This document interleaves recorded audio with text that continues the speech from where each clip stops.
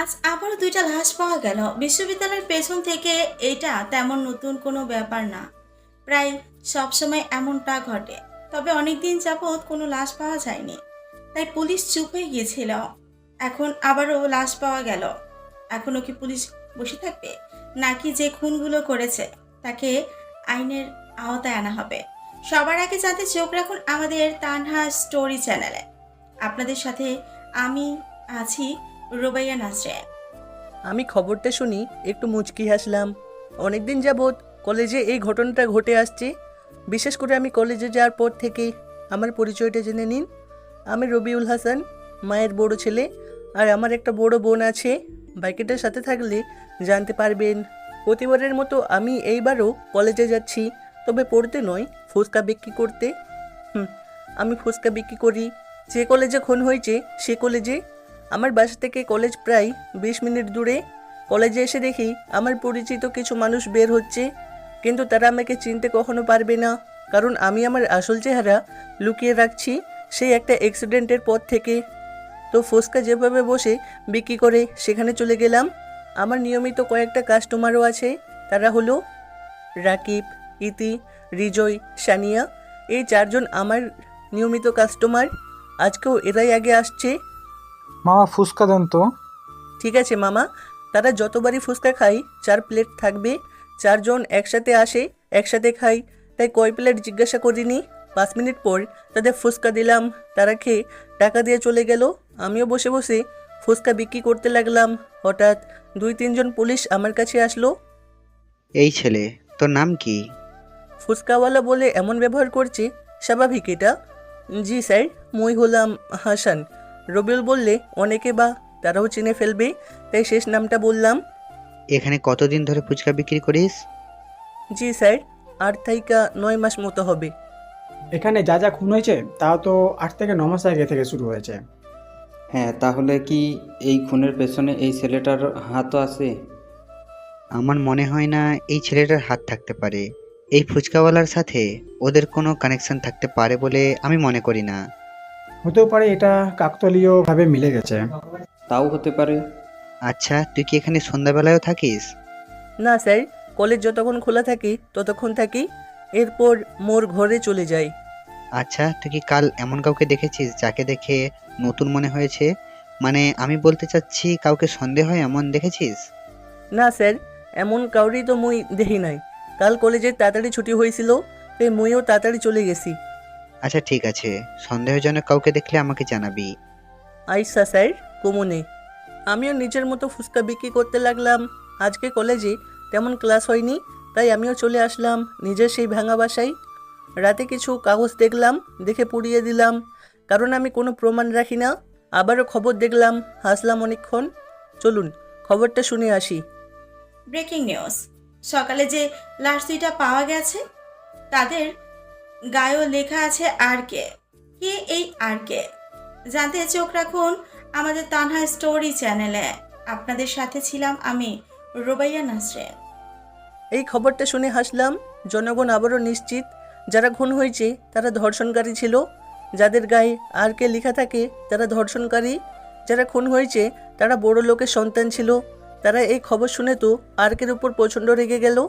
সবার একটাই কথা, কে এই আর কে, কী তার আসল নাম? পুলিশ সহ সবার মুখে শুধু এই একটাই প্রশ্ন। আজকেও আমি কলেজে যাচ্ছি ফুচকা বিক্রি করতে।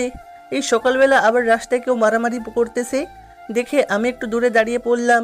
নিজেকে যদি তাদের মধ্যে ঢুকাই তাহলে আমার বাকি কাজ করা লাগবে না, তাই কোনো ঝামেলায় জড়াতে চাই না। তাই কিছুক্ষণ পর যখন ঝামেলা শেষ, তখন কলেজে গেলাম। গিয়ে দেখি আবার নিয়মিত কাস্টমার বসে আছে। তা মামা আজ দেরি হলো কেন? আসলে হয়েছে কি মামা, আসার সময় কারা জানি মারামারি করছে। মুই তো আর তাগরে চিনি না, আর মোরে যদি মারে তাও কিছু কইব না, তাই দূরে দাঁড়িয়ে থেকে দেরি কইরা আসলাম। ওকে মামা, এখন ফুচকা দাও। ওহে মামা, এই নেন। তারা খাচ্ছে আর গল্প করতেছে। আচ্ছা, এখানে যে খুনগুলো করেছে আর কে, তারা তো সবাই দর্শনকারী। তাহলে যদি পুলিশ আর কে ধরতে পারে তাহলে কি জেলে নিয়ে যাবে? তা তো নিবই। আর আমার যতটুকু মনে হয় আর কে এমন কোনো সাধারণ লোক না যে তাকে থানা পুলিশে রাখতে পারবে। হ্যাঁ, সাধারণ নাও হতে পারে, তবে যদি কোনো কারণে আরকে পুলিশ নিয়ে যায় তাহলে এই কলেজে এবং কলেজের চারপাশে ধর্ষণকারী বেড়ে যাবে। ঠিক বলেছিস। আর কে যতদিন আছে ততদিন ধর্ষণকারী রেহাই পাবে না। একদিন না একদিন আর কে ওদের খুন করবেই। সানিয়া, তুই আর কে চিনিস নাকি? যেভাবে বলতেছিস মনে হয় তোর পরিচিত। আরে কি বলিস? আমার পরিচিত হবে কেন? কোথায় আর কে আর কোথায় আমি? তাছাড়া আর কে আমি যতটুকু জানি কেউ দেখেনি। দেখিনেন, তবে দেখছে এমনও তো হতে পারে। মানে তুই দেখছিস নাকি? আমি দেখছি বলিনি, অন্য কোনো মানুষ হয়তো দেখছে। কি জানি কে দেখছে। এই যে খাওয়া শেষ, টাকা নেন। হ্যাঁ মামা, টাকা দেন। একটু পর আরও অনেকে আসলো, কিন্তু একটা মেয়েকে দেখে আমার অদ্ভুত লাগলো। ওরা চলাফেরা তেমন ভালো লাগতেছে না, তবে মেয়েটা অনেক সুন্দর। হাঁটার সময় চারপাশে বারবার তাকাচ্ছে। এক প্লেট ফুচকা দেন তো। জি দিচ্ছি, আপনি বসেন। ওকে, তাড়াতাড়ি দিন। এই লোন আপা। থ্যাঙ্কস। কি কোন আপা ইংরেজিতে? বুঝি না তো। আপনাকে ধন্যবাদ দিলাম। ধন্যবাদ কি আপা? কারো প্রতি কৃতজ্ঞতা প্রকাশ করতে ধন্যবাদ বা থ্যাঙ্কস বলে। ও তাই কোন আপা, মুই তো বুঝি নাই।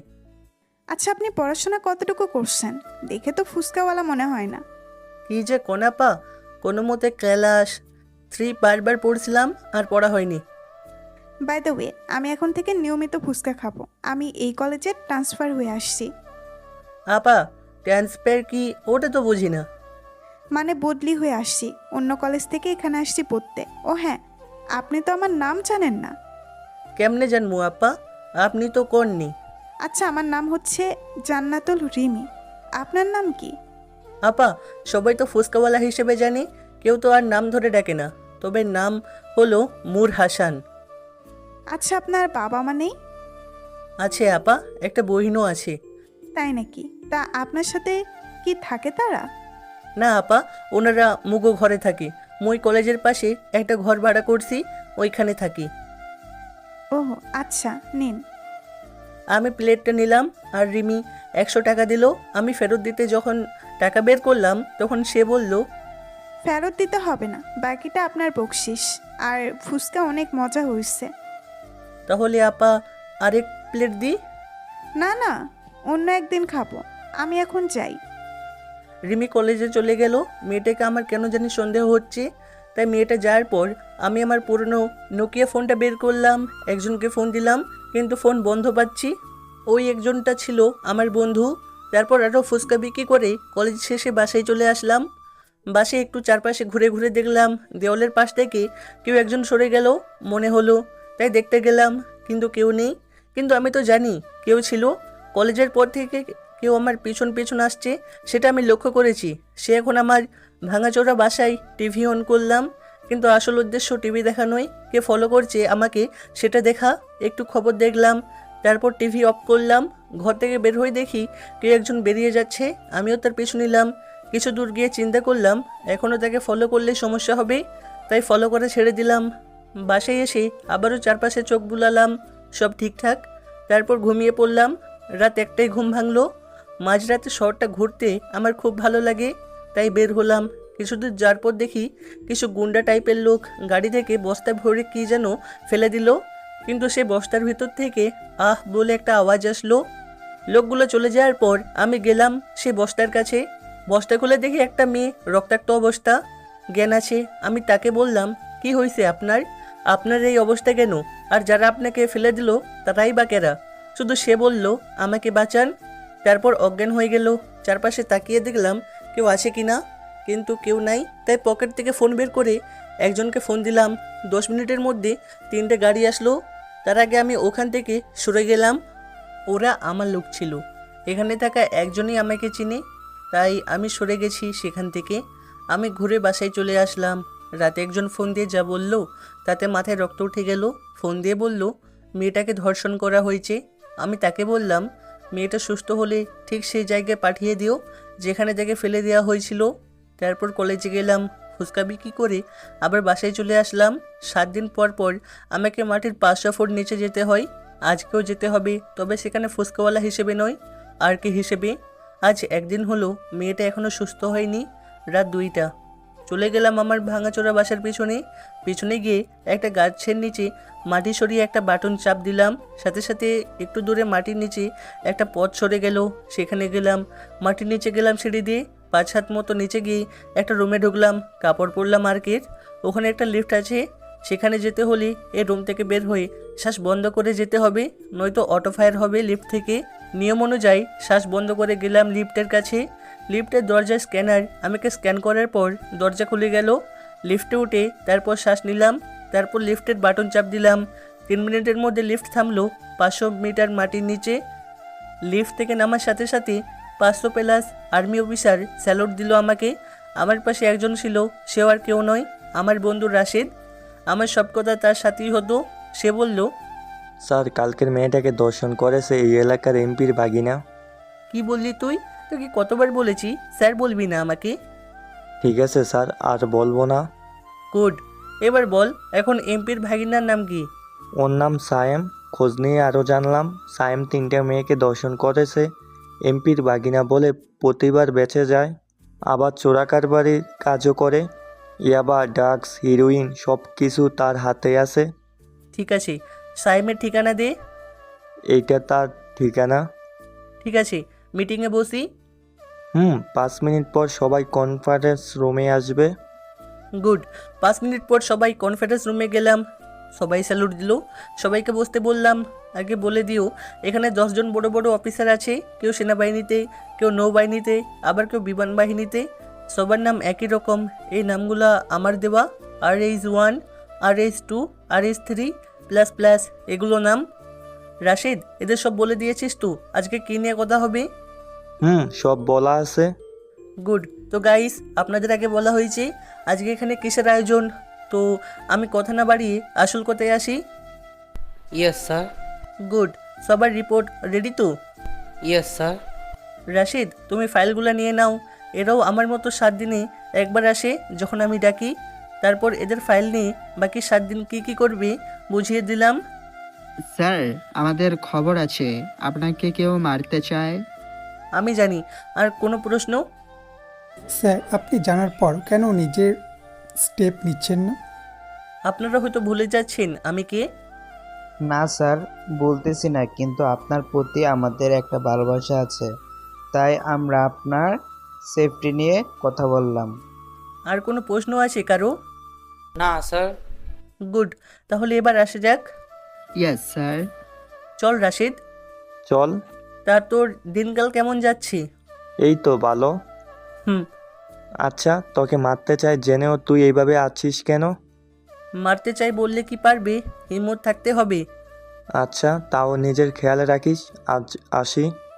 ঠিক আছে, খেয়াল রাখিস। ও আপনাদের তো বলাই হয়নি, এই মাটির নিচে শহরে আসতে 10টা দরজা আছে, সবটা আমার মতো। সব দরজায় পাসওয়ার্ড আছে, আর প্রতিটা দরজা এক একটা শহরে গিয়ে খুলে। বাসায় চলে এলাম প্রায় রাত 4টা। এসে ঘুমিয়ে পড়লাম। সকালে ঘুম থেকে উঠে আবারও কলেজে গেলাম। আমার সেই 4 জন কাস্টমার বসে আছে। তা মামা কেমন আছো? মামা ভালো আছি। তোমরা কেমন আছো? হ্যাঁ মামা ভালো। এখন ফুচকা দাও। এই নাও মামা। একটু পর রিমি আসলো। দেখি ফুচকা দান তো। ফুচকা দিলাম, খাচ্ছি। হঠাৎ পুলিশ এসে আমার সামনে দাঁড়ালো। পুলিশ আসার সাথে সাথে ওরা বিল দিয়ে চলে গেল। কিরে, কি অবস্থা তোর? জি স্যার, ভালো। তা সন্দেহজনক কাউকে দেখলি নাকি? না স্যার, তেমন কাউকে তো দেখিনি, তবে একটা মেয়েকে কেমন জানি লাগে। কি, কোনো মেয়ে? একটু আগে যে এখানে ফুচকা খেলো সে মেয়েটা। ওকে, কাল তাকে দেখবো। আর কাউকে সন্দেহজনক লাগে? না স্যার। ঠিক আছে, সন্দেহজনক কাউকে দেখলে জানাবি। জি স্যার। পুলিশ চলে গেল, আমিও ফুচকা বিক্রি করতে লাগলাম। কলেজ শেষে আবারও বাসায় চলে গেলাম। আর কে, অন্য কেউ নয়, আমি আর কে। রাতে আবারও সেই জায়গায় দাঁড়ালাম যেখানে মেয়েটাকে ফেলে দিয়েছিল। এখন মেয়েটা এখানে আসবে, তাই তার জন্য অপেক্ষা করতে লাগলাম। কিছুক্ষণ পর মেয়েটা আসলো। আমি একটু অন্ধকারে ছিলাম, তাই আমাকে দেখেনি, চারপাশে তাকাচ্ছে। এই যে মিস, আপনার নাম কি? আপনি কি সে যে আমাকে আসতে বলেছেন? আমি কালকে আপনাকে হসপিটালে নেওয়ার ব্যবস্থা করছিলাম। তা আপনার নাম কি? আমি আরোহী। আচ্ছা, আমি আপনাকে আঘাত দিতে চাচ্ছি না, কিন্তু আমি নিজের না শুনে কোনো কিছু বলি না, তাই বলছি কি আপনার সাথে সেই দিন কি হয়েছিল? আমি সেই দিন বান্ধবীর বাসায় গিয়েছিলাম, সেখান থেকে আসতে রাত হয়েছিল, তবে বেশি রাত না, এই ধরেন 10টা মতো। সাথে আমার ফ্রেন্ডও ছিল। আমরা হেঁটে হেঁটে আসছিলাম, হঠাৎ একটা গাড়ি আমাদের সামনে থামে। সাথে সাথেই আমার ফ্রেন্ড দৌড় দেয়, কিন্তু কিছু বুঝে ওঠার আগে তারা আমাকে ধরে ফেলে। তারপর তাদের সাথে আমাকে নিয়ে আর কিছু না বলে কাঁদতে লাগলো? এতটুকু তো, নাকি মাঝখানে আরও কিছু হয়েছে? এতটুকু। আচ্ছা, আপনার ফ্রেন্ড কি মেয়ে ছিল? সে ভালো আছে, তার কিছু হয়নি, যা হওয়ার সব আমার। আপনার সাথে অসভ্যতা কে কি করেছে? সব একজনে করেছে, এমপির ভাগিনা। এমপির ভাগিনা কি সায়েম? সায়েম। কিন্তু আপনি সামনে আসছেন না কেন? আমি সামনে আসলে আপনি ভয় পাবেন? কেন ভয় পাবো? আপনি কি ভূত না জিন যে ভয় পাবো? আচ্ছা, এখন তো আমি আপনার সাথে খারাপ কিছুও করতে পারি, আপনি ভয় পাচ্ছেন না তো? না, কারণ কিছু করার হলে আপনি সেদিনই করতে পারতেন, তখন আমি সবচেয়ে অসহায় ছিলাম, কিন্তু আপনি তো করেননি। আচ্ছা গুড, আমি একটা শর্তে আপনার সামনে আসতে পারি, যদি আপনি আমার পরিচয় গোপন রাখেন। আচ্ছা, গোপন রাখবো। আমি হলাম আর কি, দেখলাম মেয়েটার সাথে সাথে পিছিয়ে গেছে, এখনো আমার চেহারা দেখেনি, তাতে এই অবস্থা। না জানি চেহারা দেখলে কি করবে। কি? আপনি আর কে যে খুন করে যাচ্ছেন? সরি মিস, আমি আর কে ঠিকই, কিন্তু খুনি নই। ধরেন আপনার বিচার কেউ করবে না, সতে হলো এমপির ভাগিনা বলে কথা। এখন আপনি যদি কাউকে দিয়ে সাইমকে শাস্তি দিন, তাহলে কি আপনি খুনি হবেন? কখনো না, আইন অপরাধীকে শাস্তি দেয়নি, তাই আপনি দিচ্ছেন, এখনো খুনি হওয়ার কিছু নেই। সরি, আমি বুঝিনি। ঠিক আছে, এখন যাচ্ছি তাহলে। আরে কি বলেন? আপনার চেহারাই তো দেখলাম না। চেহারা দেখাটা কি খুব জরুরি? যে এত বড় একটা উপকার করলো তাকে দেখবো না, তা কেমনে হয়? আর সারা শহরের মানুষ তো আপনাকে দেখার জন্য পাগল, আমি না হয় একটু আগেই দেখবো। প্লিজ সামনে আসুন। চোখ বন্ধ করেন তাহলে। চোখ বন্ধ করতে হবে কেন? দেখার সাথে সাথে শখ খাবেন, তাই চোখ বন্ধ করেন। ওকে, করলাম। এখন সামনে আসুন। এবার চোখ খুলেন। এ কি, আপনি এখানে কেন? আর কি কোথায়? আমি আর কি? দেখুন, ফান করবেন না, আপনি তো আমাদের কলেজে ফুচকা বিক্রি করেন। ওটা তো শুধুমাত্র লোক দেখানো। সত্যি আপনি আর কে তো? সত্যি। যাই হোক, এখন আপনি বাসায় যান, এমপির ভাগিনাকে একটু দেখে আসি। ওকে, থ্যাঙ্কস। শুনেন, আমি কে সেটা যাতে কেউ না জানে। কেউ জানবে না। Good, you can go now. Okay, bye. Arohi চলে গেল, আমিও এমপির ভাগিনার বাসার দিকে রওনা দিলাম। বাসার সামনে সিসি ক্যামেরা লাগানো, তাই পেছন দিকে যেতে হবে। পেছনে গিয়ে দেওয়ালের পাইপ বেয়ে দোতলায় উঠলাম। সাইমের ঘর দোতলায়, জানলার কাজ ভেঙে ভেতরে ঢুকে দেখি সাইম মদ খাচ্ছে। আমার একটা অভ্যাস, আমি মাতাল অবস্থায় কাউকে মারি না, তাই তাকে একটা চেয়ারের সাথে বেঁধে দিলাম, মুখে পানি দিয়ে।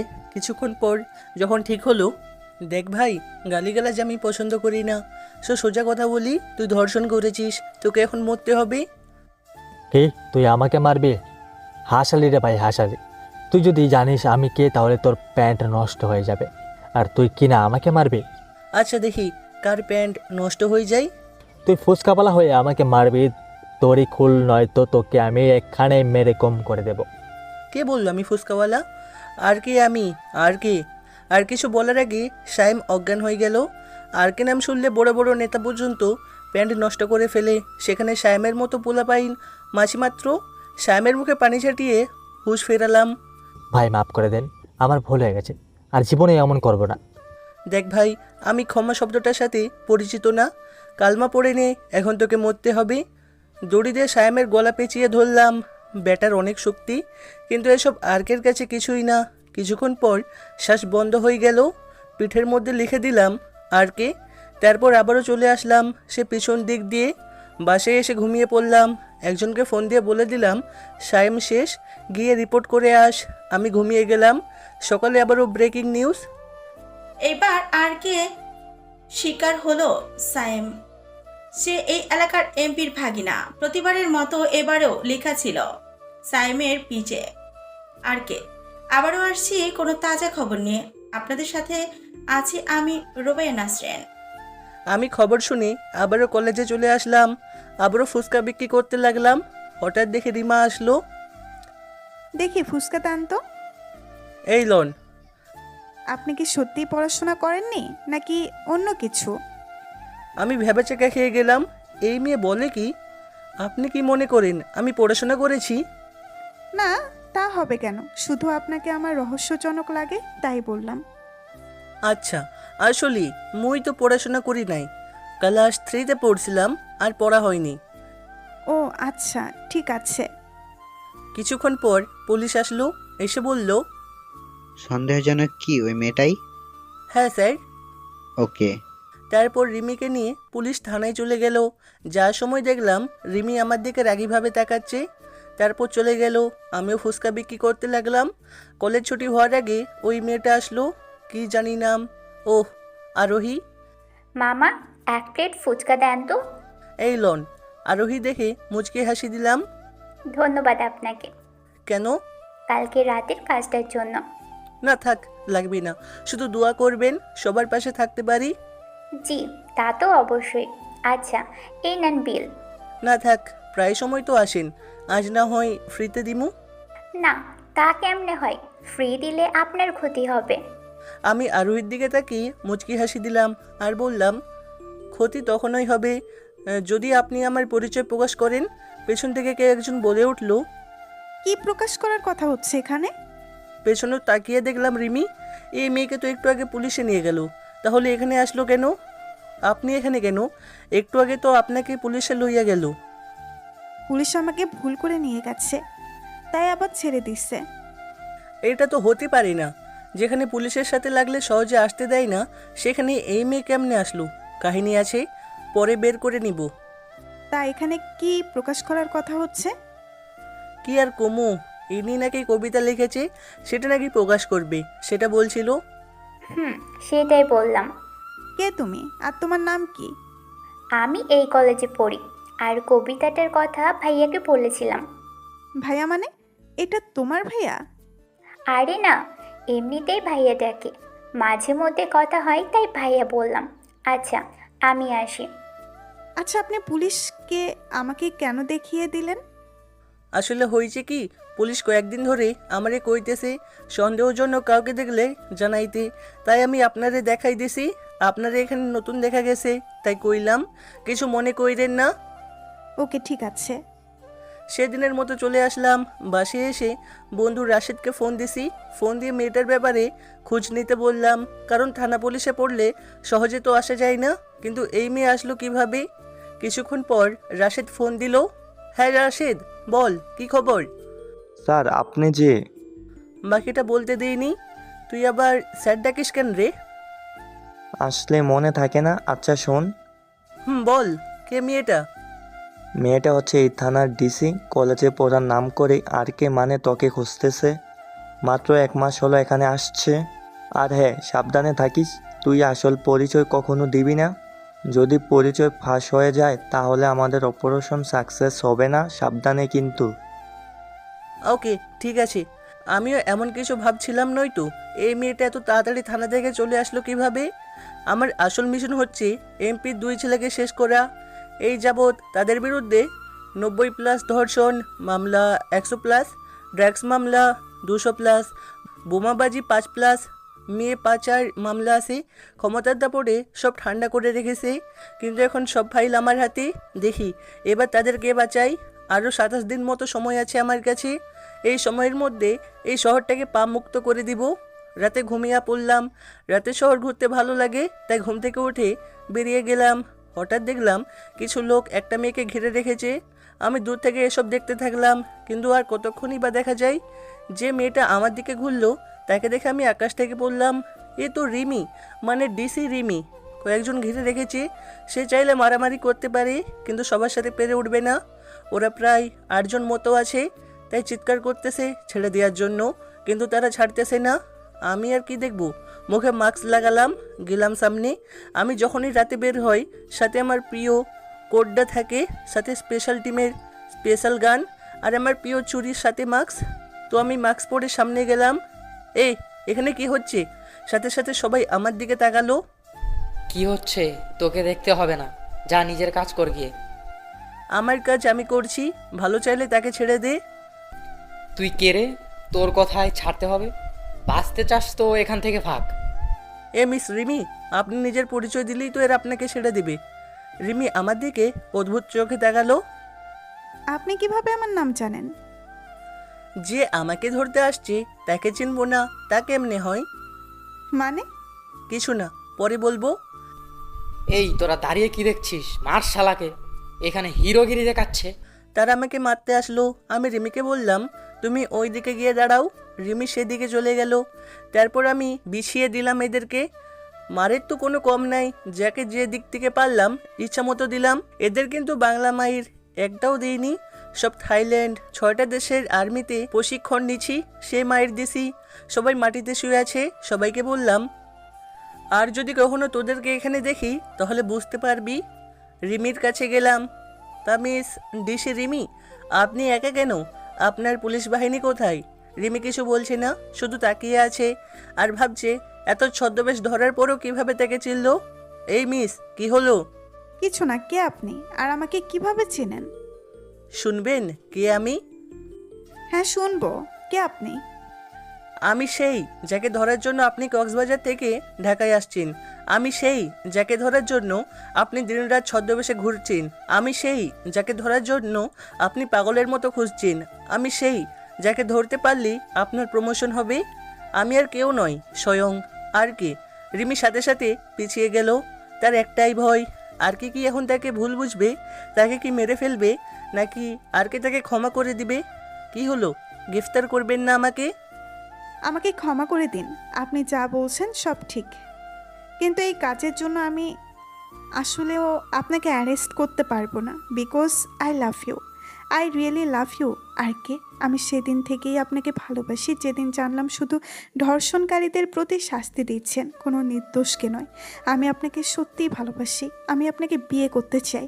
হ্যাঁ আমি জানি আমার মতো হাজারো মানুষ আপনাকে ভালোবাসে শুধুমাত্র আপনার এই মহৎ কাজের জন্য, কিন্তু দেখুন আইন তো নিজের মতো চলবে, তাই না?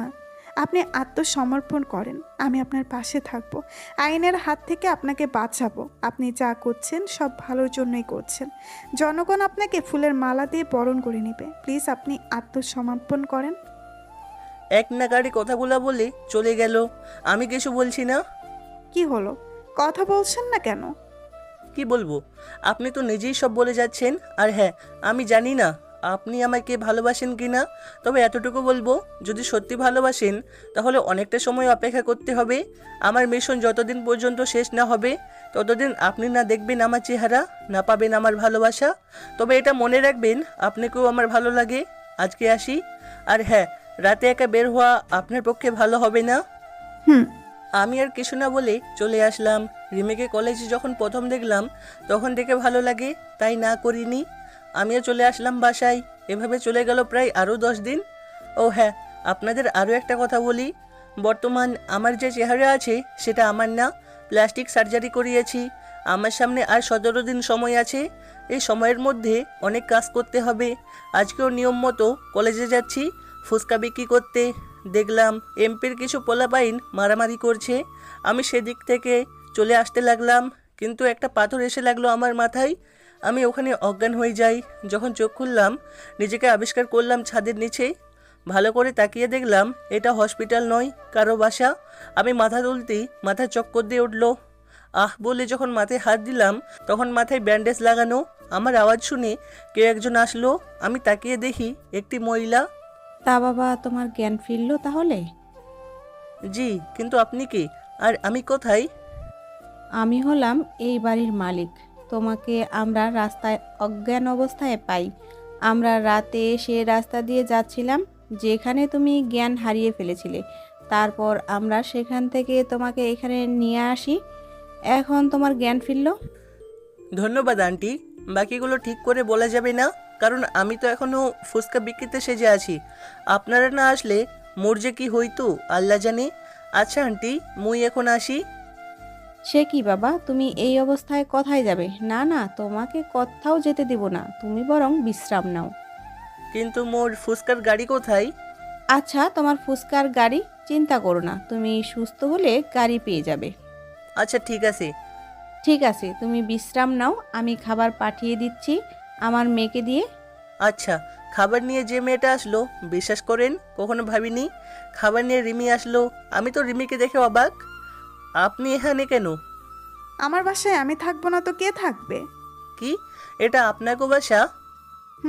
এটা আমাদের বাসা। ওহ, কি হলো? এই নেন খাবার। বলে উঠতে চাইলাম, কিন্তু মাথা প্রচণ্ড ব্যথা করছে, তাই আবারও শুয়ে পড়লাম। কি হলো, আবার শুয়ে পড়লেন কেন? মাথা ব্যথা করতেছে খুন। আচ্ছা, আপনাকে উঠতে হবে না। তাহলে কেমনে খাবো? আমি খাইয়ে দিব, যদি আপনার প্রবলেম না হয় তো। এটা কি কোন? আচ্ছা আপনি রাইখা যান, মোর ভালো লাগলে খাইয়া নি মনে। তা কি করে হয়? আপনি কাল রাত থেকে না খেয়ে আছেন।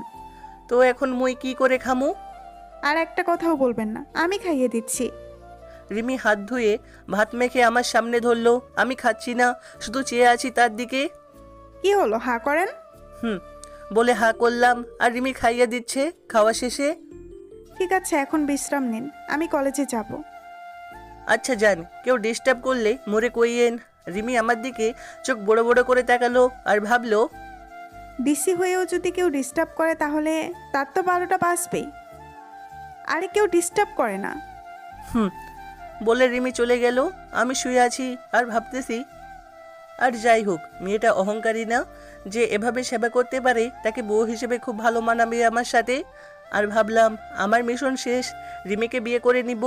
এমনিতে রিমিকে আমার ভালো লাগে, যদিও সে আমাকে ভালোবাসে, কিন্তু আর কে হিসেবে তার সামনে খুব তাড়াতাড়ি নিজের আসল চেহারা নিয়ে আসবো।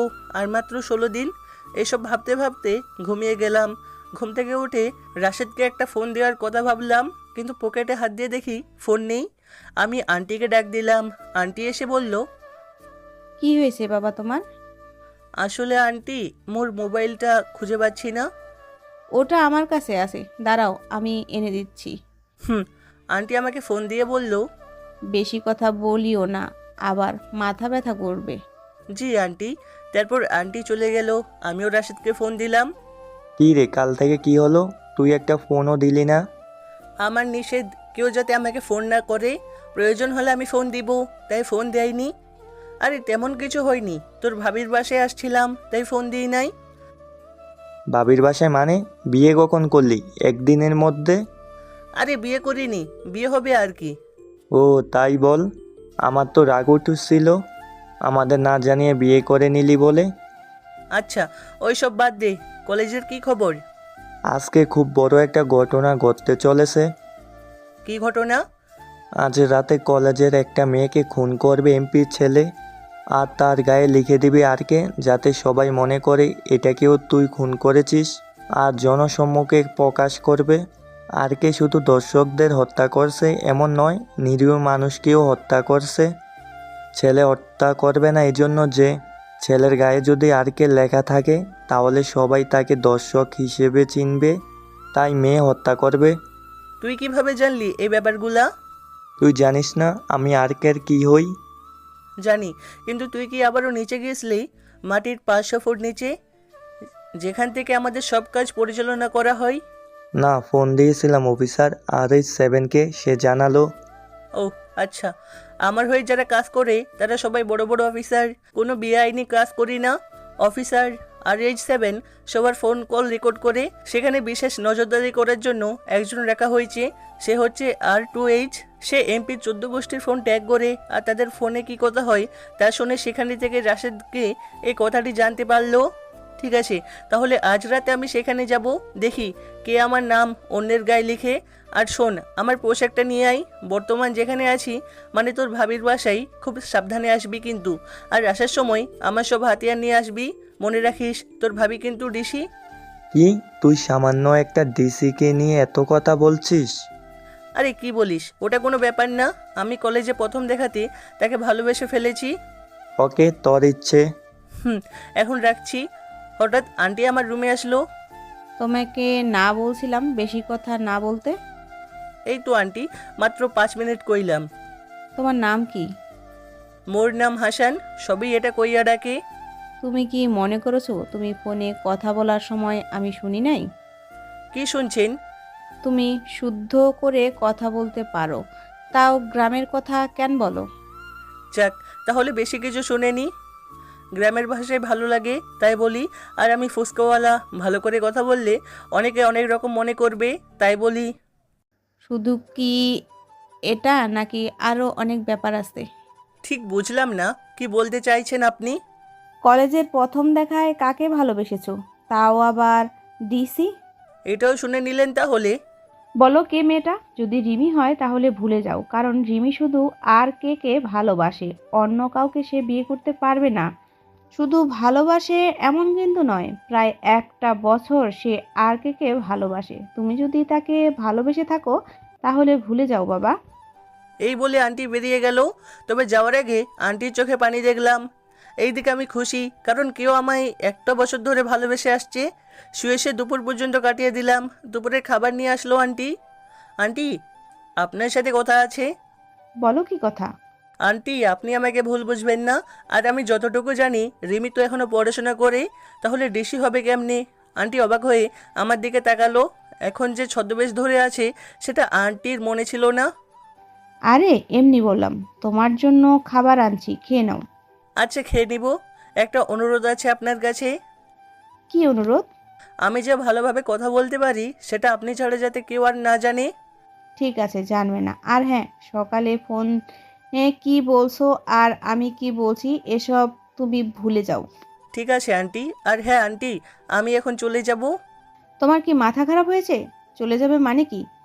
এখনো তুমি অসুস্থ। এটা তেমন কিছু না আন্টি। আমি কি তোমাকে যেতে বলেছি? বলেছি যাবে না তো যাবে না, ব্যাস। আচ্ছা, রাগ করতে হবে না। ওকে, যাব না। এই তো ভালো ছেলে, এবার খেয়ে নাও। আন্টি চলে গেল, আমিও খেয়ে নিলাম। তার কিছুক্ষণ পর রিমি কলেজ থেকে আসলো। আমি খেয়ে আবার শুয়ে পড়লাম। রিমি আমি যে রুমে শুয়ে আছি সে রুমে আসলো। তা এখন কেমন লাগছে আপনার? জি ভালো, আগের থেকে। ওকে, আপনি বিশ্রাম নেন, আমার একটু কাজ আছে। আপনি আমার কাজ কইরেন। হুম। রিমিকে যত দেখি তত ভালো লাগে। বিকেল টাইমে করে আমি রাশেদকে ফোন দিলাম। বল। কি করিস? কিছু না, কম্পিউটার থেকে কলেজের ম্যাপটা ভালো করে দেখছিলাম। এটাও তো কাজ, কিছু না বললি কেন? আরে এটা আর তেমন কি কাজ? আচ্ছা শোন, আজ কলেজে যে মেয়েটাকে খুন করার কথা বলেছে সে মেয়েটা কে, কোথায় থাকে, এসব কিছু জানিস? না, তেমন কিছু তো জানি না, তবে এতটুক জানি মেয়েটার সাথে খারাপ কিছু হয়েছে। ও, ওটা একটু জানা যায় কিনা দেখ। মেয়েটা কে? অনেকটাই করছি কিন্তু পারি নাই। আচ্ছা ঠিক আছে, খুনটা কখন করবি সেটা জানিস? আজ রাত 3টার পরে। ওকে, রেডি থাকিস, তুইও যাবি আমার সাথে। ওকে। ফোনটা কেটে দিয়ে অপেক্ষা করতে থাকলাম রাতের জন্য। এমনকি সব প্রিপারেশন নিয়ে নিচ্ছি। শুধু রাশেদ আসবে, স্পেশাল পোশাক পরবো, এতটুকু। আর রাশেদ আসার সময় বাইক তো আনবেই। এখন রাত 10টা। হঠাৎ একজনের ফোন আসলো। আমি নাম্বার দেখে অবাক। ইনি আবার অসময় বিরক্ত করে কেন? এমনিতেই আছি চিন্তায়, তার উপর ইনি আবার ফোন দিছে। রিসিভ করলাম। আসসালামু আলাইকুম ম্যাম। আসসালামু আলাইকুম, কেমন আছেন রবিউল হাসান? জি আলহামদুলিল্লাহ, ভালো আছি ম্যাম। আপনি? আলহামদুলিল্লাহ ভালো। তা আপনার কাজ কতটুকু হলো? ম্যাম, আমার কাজ প্রায় শেষ, অল্প আর একটু বাকি। গুড, কাজ তাড়াতাড়ি শেষ করেন, আর মাত্র 15 দিন আছে। এই সময়ের মধ্যে আবর্জনা সব পরিষ্কার দেখতে চাই। জি ম্যাম, ইনশাল্লাহ। এই সময়ের মধ্যে আবর্জনা রাখার জায়গাও রাখবো না। আমি জানি আপনি পারবেন। ইনশাল্লাহ, দোয়া করবেন ম্যাম। দোয়া আছে আপনার প্রতি, নিজের খেয়াল রাখবেন। রাখলাম। ইয়াস ম্যাম। আসসালামু আলাইকুম। যে ফোন দিছে সে আর কেউ না, স্বয়ং সিএম। তিনি আমাকে স্পেশাল টিমের হেড বানিয়েছে এই সমাজ থেকে নোংরা আবর্জনাগুলো পরিষ্কার করার জন্য। আমাকে কারো অনুমতি ছাড়া এনকাউন্টার করার পাওয়ার দেওয়া হয়েছে।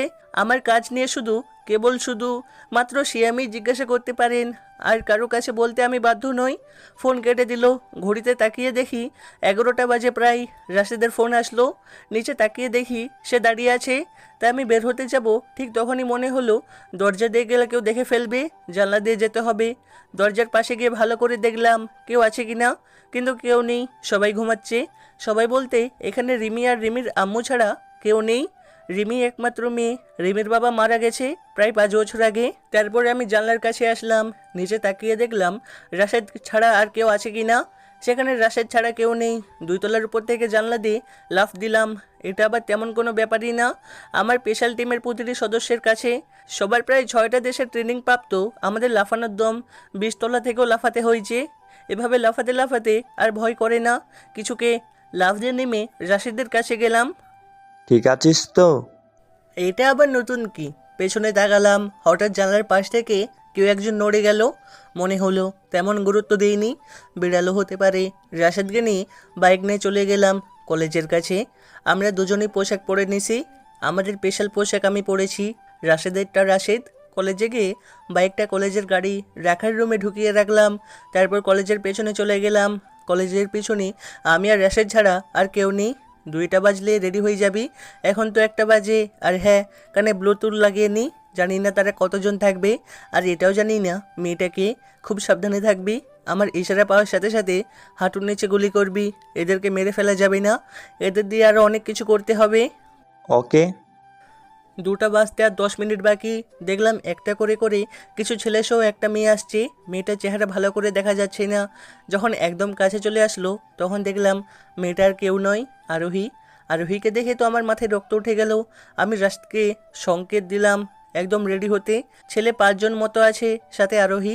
সবাই যখন কলেজের পেছনে আসলো তখন আমি আর রাশিদ গাছের পেছনে লুকালাম। তাদের মধ্যে আরও একজনকে দেখে তো আমি আর নিজেকে ঠিক রাখতে পারিনি। সে আর কেউ নয়, আর একটা ধর্ষক, যাকে 2 মাস যাবৎ খুঁজতেছি। এভাবে পাবো ভাবিনি। তাদের কথা শুনে যতটুকু বুঝলাম, তারা আরোহীকে মেরে তার গায়ে আরকে লিখে দিবে।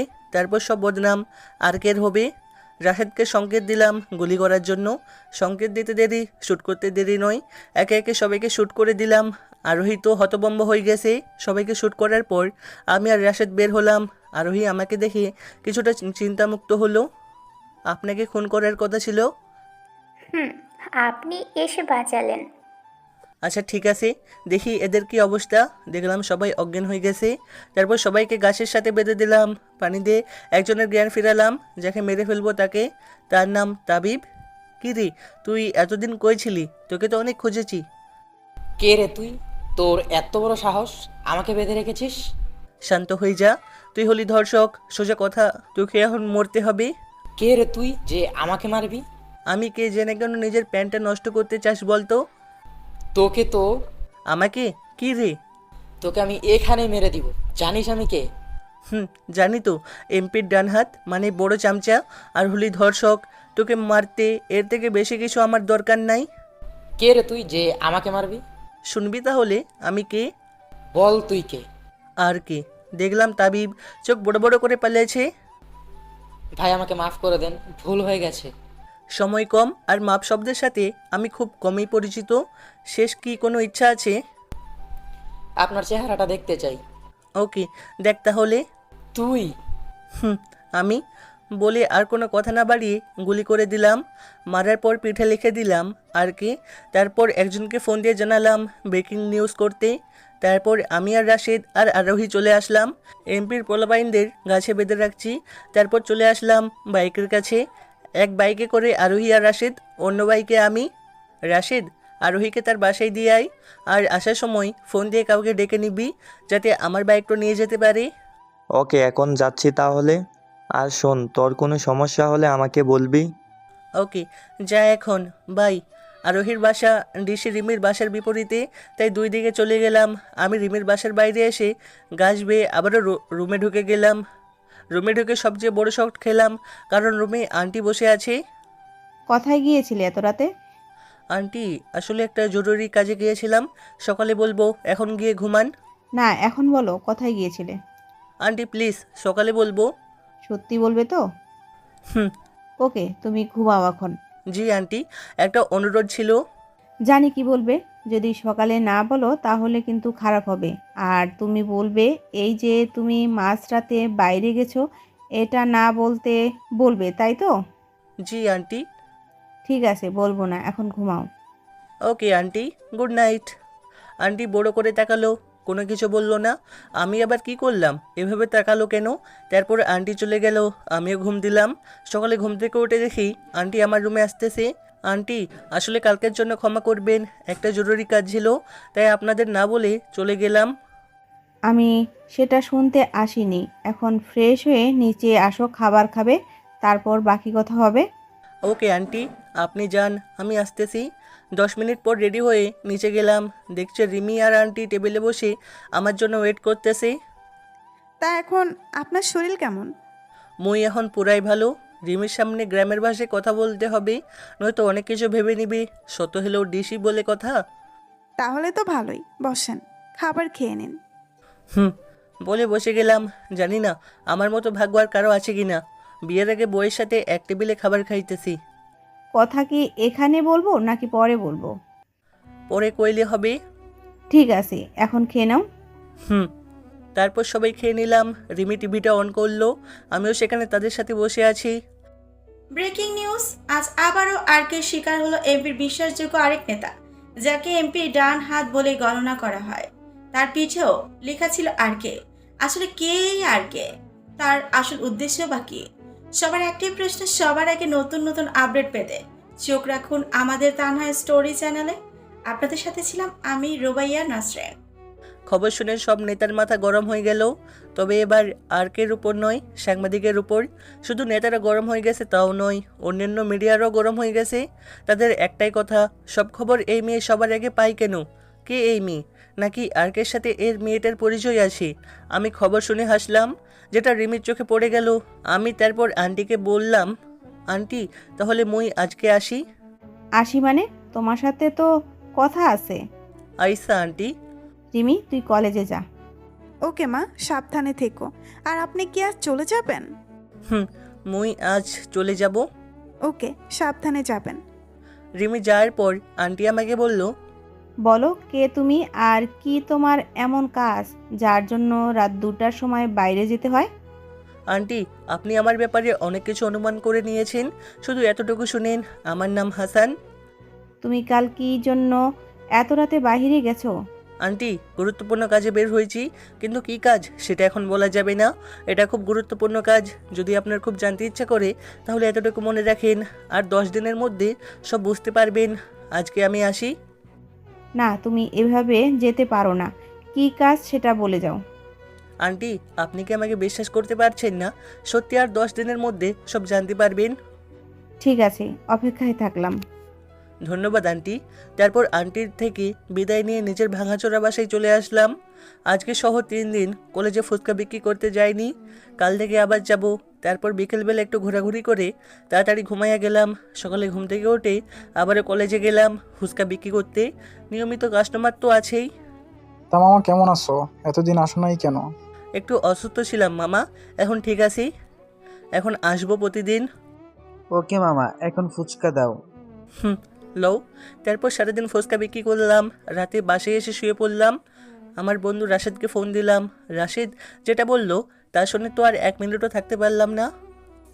রাশেদকে ফোন দেওয়ার পর সে বলল আমার আপুকে নাকি খুঁজে পাওয়া যাচ্ছে না, বিকেল থেকে নাকি। রাশেদকে বললাম খুব তাড়াতাড়ি আমার সাথে দেখা করতে। 20 মিনিটের মধ্যে সে আসলো। আপু কোথায় থেকে হারিয়ে গেছে? তোর আপু অফিস থেকে আসার সময় একটা গাড়ি করে কিছু লোক আটকায়, তারপর তোর আপুকে তারা নিয়ে যায়। তারা আসছিল একটা মাইক্রো করে। গাড়ির নাম্বার কত ছিল, ট্যাগ করেছিস? গাড়ির নাম্বারটি ফেক ছিল, তাই ট্যাগ করা যায়নি। তবে আমরা একটা কাজ করতে পারি। আমি কাজটা করার জন্য আমাদের গ্রুপকে জানিয়েছি। কি কাজ? এই এলাকার যত সিসিটিভি আছে সব ক্যামেরার রেকর্ড দেখতে বলেছি, তার থেকে তোর আপুকে খোঁজা হবে। গুড। আরেকটা কাজ কর, তাদেরকে বলে দি আপুকে যেদিকে নিয়ে যাওয়া হয়েছে সে ক্যামেরার রেকর্ড দেখতে, আর আমাদের জানাতে বল, তাড়াতাড়ি কর। তুই এত চিন্তা করিস না, আপুকে ঠিকই খুঁজে বের করব, আপুর কিছু হবে না। দোয়া কর যাতে আপুর কিছু না হয়। চল। কোথায়? আপুকে খুঁজতে হবে তো। তাই তো বলছি চল। এইমাত্র RS6 জানিয়েছে তোর আপুকে যে গাড়ি করে নিয়ে যাওয়া হয়েছে সেই গাড়িটি শেষবার এমপির পুরাতন বাড়িতে দেখা গেছে। আমাদের টিম তাদের সব ক্যামেরা হ্যাক করে নিয়েছে। এখন তোর আপু ওখানে আছে। তো আর দেরি কেন, তাড়াতাড়ি চল। দাঁড়া, সব ঠিক করে নেই। ওহ, মনে ছিল না। তারপর রাশেদার আমি পুরো রেডি হয়ে নিলাম, গান, ছুরি প্লাস সব রেডি করে নিয়ে নিলাম। তারপর রওনা দিলাম এমপির পুরাতন বাড়িতে ঢোকার আগে টিমকে ফোন দিলাম। আসসালামু আলাইকুম স্যার, আপনার আপু এখন বাড়িটার ডান পাশের রুমে আছে, অজ্ঞান হয়ে আছে। ঠিক আছে, তোমরা একটা কাজ করো, ক্যামেরায় যাতে আমাদের না দেখা যায় সে ব্যবস্থা করো। স্যার ক্যামেরা কি অফ করে দিব? না না, কি করছো?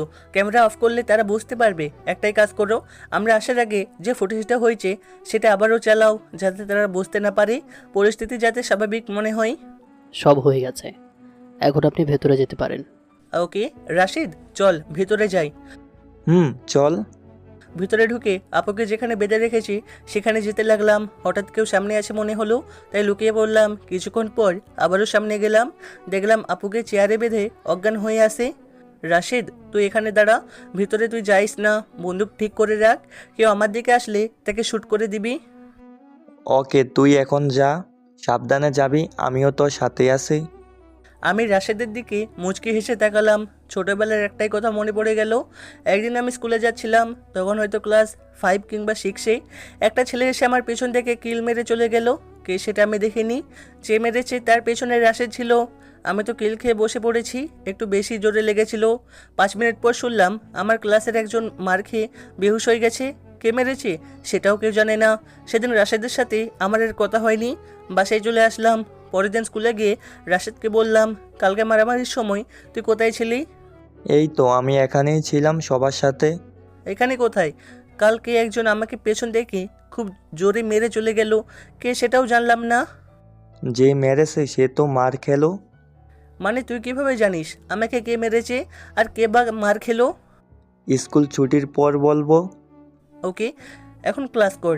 তারপর ক্লাস শেষ করে যখন বের হয়ে গেলাম তখন, রাশেদ এবার বল কে আমাকে মেরেছে? সাকিব। তুই কিভাবে জানলি? আর সাকিবকে তো কালকেও মেরেছে। কে আবার মারবে আমি ছাড়া? মানে তুই মেরেছিস? কিন্তু কেন? ইচ্ছে হয়েছে মেরেছি। কি তুই ইচ্ছা হলে কি কাউকে মারবি? তুই কি মনে করছিস তোকে কেউ মেরে পালিয়ে যাবে আর আমি দেখে দেখে হাসবো? মানে আমাকে মেরেছে বলি কি তুই তাকেও মেরেছিস? তা নয় তো কি? যদি সে স্যারকে বলে দেয় তাহলে কি করবি? ধরে নে সেসব ভুলে গেছে, মারার সময় বলে বলে মারছি। আজকের কোনো কথা যদি কেউ জানে তাহলে তোকে আরেকবার মার দিব। কি তাহলে তুই কি শিওর সে এই ঘটনা কাউকে বলবে না? শিওর নয় তো কি, যদি সে কাউকে এইসব কথা বলে তাহলে তো তার খবর করব। আর তুই এইসব চিন্তা করিস না, কাউকে বলবে না। অবশ্যই, ঘটনাটি কেউ আর জানেনি। আসলে সেই দিন কি হয়েছিল, এমন আরও অনেক ঘটনা আছে। রাশেদ সবসময় আমার পাশেই ছিল, ছায়ার মতো। বর্তমান কি রে, কি ভাবছিস? ভিতরে যা, একদম চিন্তা করবি না, আমি আসি। বলে ভিতরে চলে গেলাম। আপু এখানে অজ্ঞান, তাই পাশে পানি ছিল, সেখান থেকে নিয়ে আপুর মুখে পানি ছিটাইলাম। তারপর আপুর জ্ঞান ফিরল। আপু আমাকে দেখে অনেকটা চিন্তামুক্ত হলো। তা আপু চেহারা দেখে বোঝা যাচ্ছে আপু চিন্তা করো না, এখন সাবধানে চলো। চল, এদের বিরুদ্ধে অনেক ইনফরমেশন আছে আমার, তোর অনেক কাজ করবে এই ইনফরমেশনে। ঠিক আছে আপু, সেসব পরে হবে, এখন চলো। চল। বাইরে এসে যা দেখলাম তা একদমই অবিশ্বাস্য। রাশেদ যেখানে ছিল সেখানে সে নাই, আসে তার ফোনটা। আমি ফোনটা হাতে নিতেই কেউ একজন আমাকে ধাক্কা দিল। আমি কি কিছুটা দূরে ছুটে পড়লাম। পেছনে তাকিয়ে দেখি এমপির লোক ফয়সাল দাঁড়িয়ে আছে। কিরে আর কে, অবাক হয়ে গেলি আমাকে দেখে? তুই কি মনে করেছিস তোর লোক সব ক্যামেরা হ্যাক করে তুই এখান থেকে এই সাংবাদিককে নিয়ে যাবে? আর তুই কি ভাবছিস তুই চাইলে একে এখান থেকে নিতে পারবি? কখনো না, বরং আরও ভালো হলো। তোকে অনেক দিন ধরে দেখার ইচ্ছে ছিল, আজ তোকেও দেখে নেব। আচ্ছা তুই একা আমার কি করবি বলতো? বরং আমি তোকে এখানে মেরে দিব। হাসালি রে তুই, হাসালি। তুই কি মনে করেছিস আমি একা? এই তোরা বাইরে আয়। দেখলাম সাথে সাথে 10 জন ছেলে বেরিয়ে আসলো। কি অবাক হয়ে যাচ্ছিস এতে দেখে? ও হ্যাঁ, অবাক হওয়ার কিছু নেই। আর তোর বন্ধু সেও আমাদের সাথে আছে, তাকে ইচ্ছে মতো মার দিয়েছি, এখন তোকেও দেব। তাকে শুধু মেরেছি, কিন্তু তোকে মেরেই ফেলবো। আচ্ছা, সেটা পরে দেখা যাবে। আগে বল, তুই কি এসব কাজ এমপির জন্য করতেছিস? যা, তোর একটা ইচ্ছে পূরণ করলাম। তাহলে শুন, কার জন্য আমি কাজ করতেছি। এই কাজটা মেয়ের জন্য করতেছি। তুই তাকে চিনবি না, সে তোকেও মারতে চায়। তাই আমাদের ম্যাডামও তোকে দেখতে আসতেছে, চিন্তা করিস না। তোকে ম্যাডামের চেহারা না দেখিয়ে মারবো না। ম্যাডামের চেহারা দেখবি, তারপর তোকে মারবো। তারপর তোর মার্কসের চেহারা পেছনে আসল চেহারাটা দেখাবো। কখন আসবে তোর ম্যাডাম? আমারও অনেক শখ তোর ম্যাডামকে দেখার। 5 মিনিট পর একটা সাদা কার আসলো, বোরকা পরা, তাই চেহারাটা দেখা যাচ্ছে না। তারপর আমার সামনে আসলো, এসে বলতে লাগলো, কিরে, তোর নাকি আমাকে দেখার ইচ্ছে হয়েছে? তাহলে দেখ আমাকে। আমি তো চেহারা দেখে অবাক। এই মেয়ে এখানে কেন? এই মেয়েটা আর কেউ নয়, লিজা। এর সাথে 5 দিন আগে আমার পরিচয় হয়েছে কলেজে। মেয়েটা ফুচকা খেতে আসছিল রিয়াজের সাথে। রিয়াজ আমার নিয়মিত কাস্টমার। ও মিস লিজা, তাহলে এদের লিডার আপনি? কি, তুই আমার নামও জানিস তাহলে? জানবো না কেন মিস লিজা, আপনাকে আমি একসময় সম্মান করতাম, কিন্তু আজকে আপনাকে এদের সাথে দেখে যতটা সম্মান করতাম তার থেকে 1000 গুণ ঘৃণা করতে হচ্ছে। সম্মান করতি মানে? কোথায় সম্মান করতি? আমাদের তো আজই প্রথম দেখা। তাহলে? না, আমাদের আগেও দেখা হয়েছে, কিন্তু সেটা অন্যভাবে। আপনার সাথে আমারও কথা হয়েছে, কিন্তু আপনি আমাকে চিনতে পারবেন না। যাই হোক, আপনি এই সাংবাদিককে কেন ধরে এনেছেন? এর কাছে আমাদের অনেক গোপন তথ্য আছে। টাকাও দিছিলাম তাকে, তথ্যগুলো আমাদের দিয়ে দেয়, কিন্তু দেয়নি, তাই ধরে আনলাম। এখন মেরে ফেলবো একে, সাথে তোকেও। আপনি কি মনে করেছেন আপনি বললেন, চাইলেন, তাই আমি হাত পকেটে ঢুকিয়ে বসে থাকবো? ঠিক আছে, তাহলে দেখি তুই একা 10 জনের সাথে কি করতে পারিস। এই মারোকে। বলতে দেরি, তারা আমাকে মারতে আসতে দেরি করেনি। আমি আপুকে বললাম, আপু তুমি একটু ওই দিকে যাও, এদের একটু থেরাপি দিই। আপু সেদিকে যেতে যাচ্ছে না, তো জোর করে সেদিকে পাঠিয়ে দিলাম। তারপর সবাই আমাকে মারতে আসলো, আমিও তাদের সাথে মারামারি করতে লাগলাম। হঠাৎ লিজা আমার আপুকে মারতে গেল। আমি আর কিছু করতে না পেরে কোমর থেকে গুলি বের করে লিজার পায়ে গুলি করে দিলাম। বাকি সবাইকেও ইচ্ছা মতো দিলাম।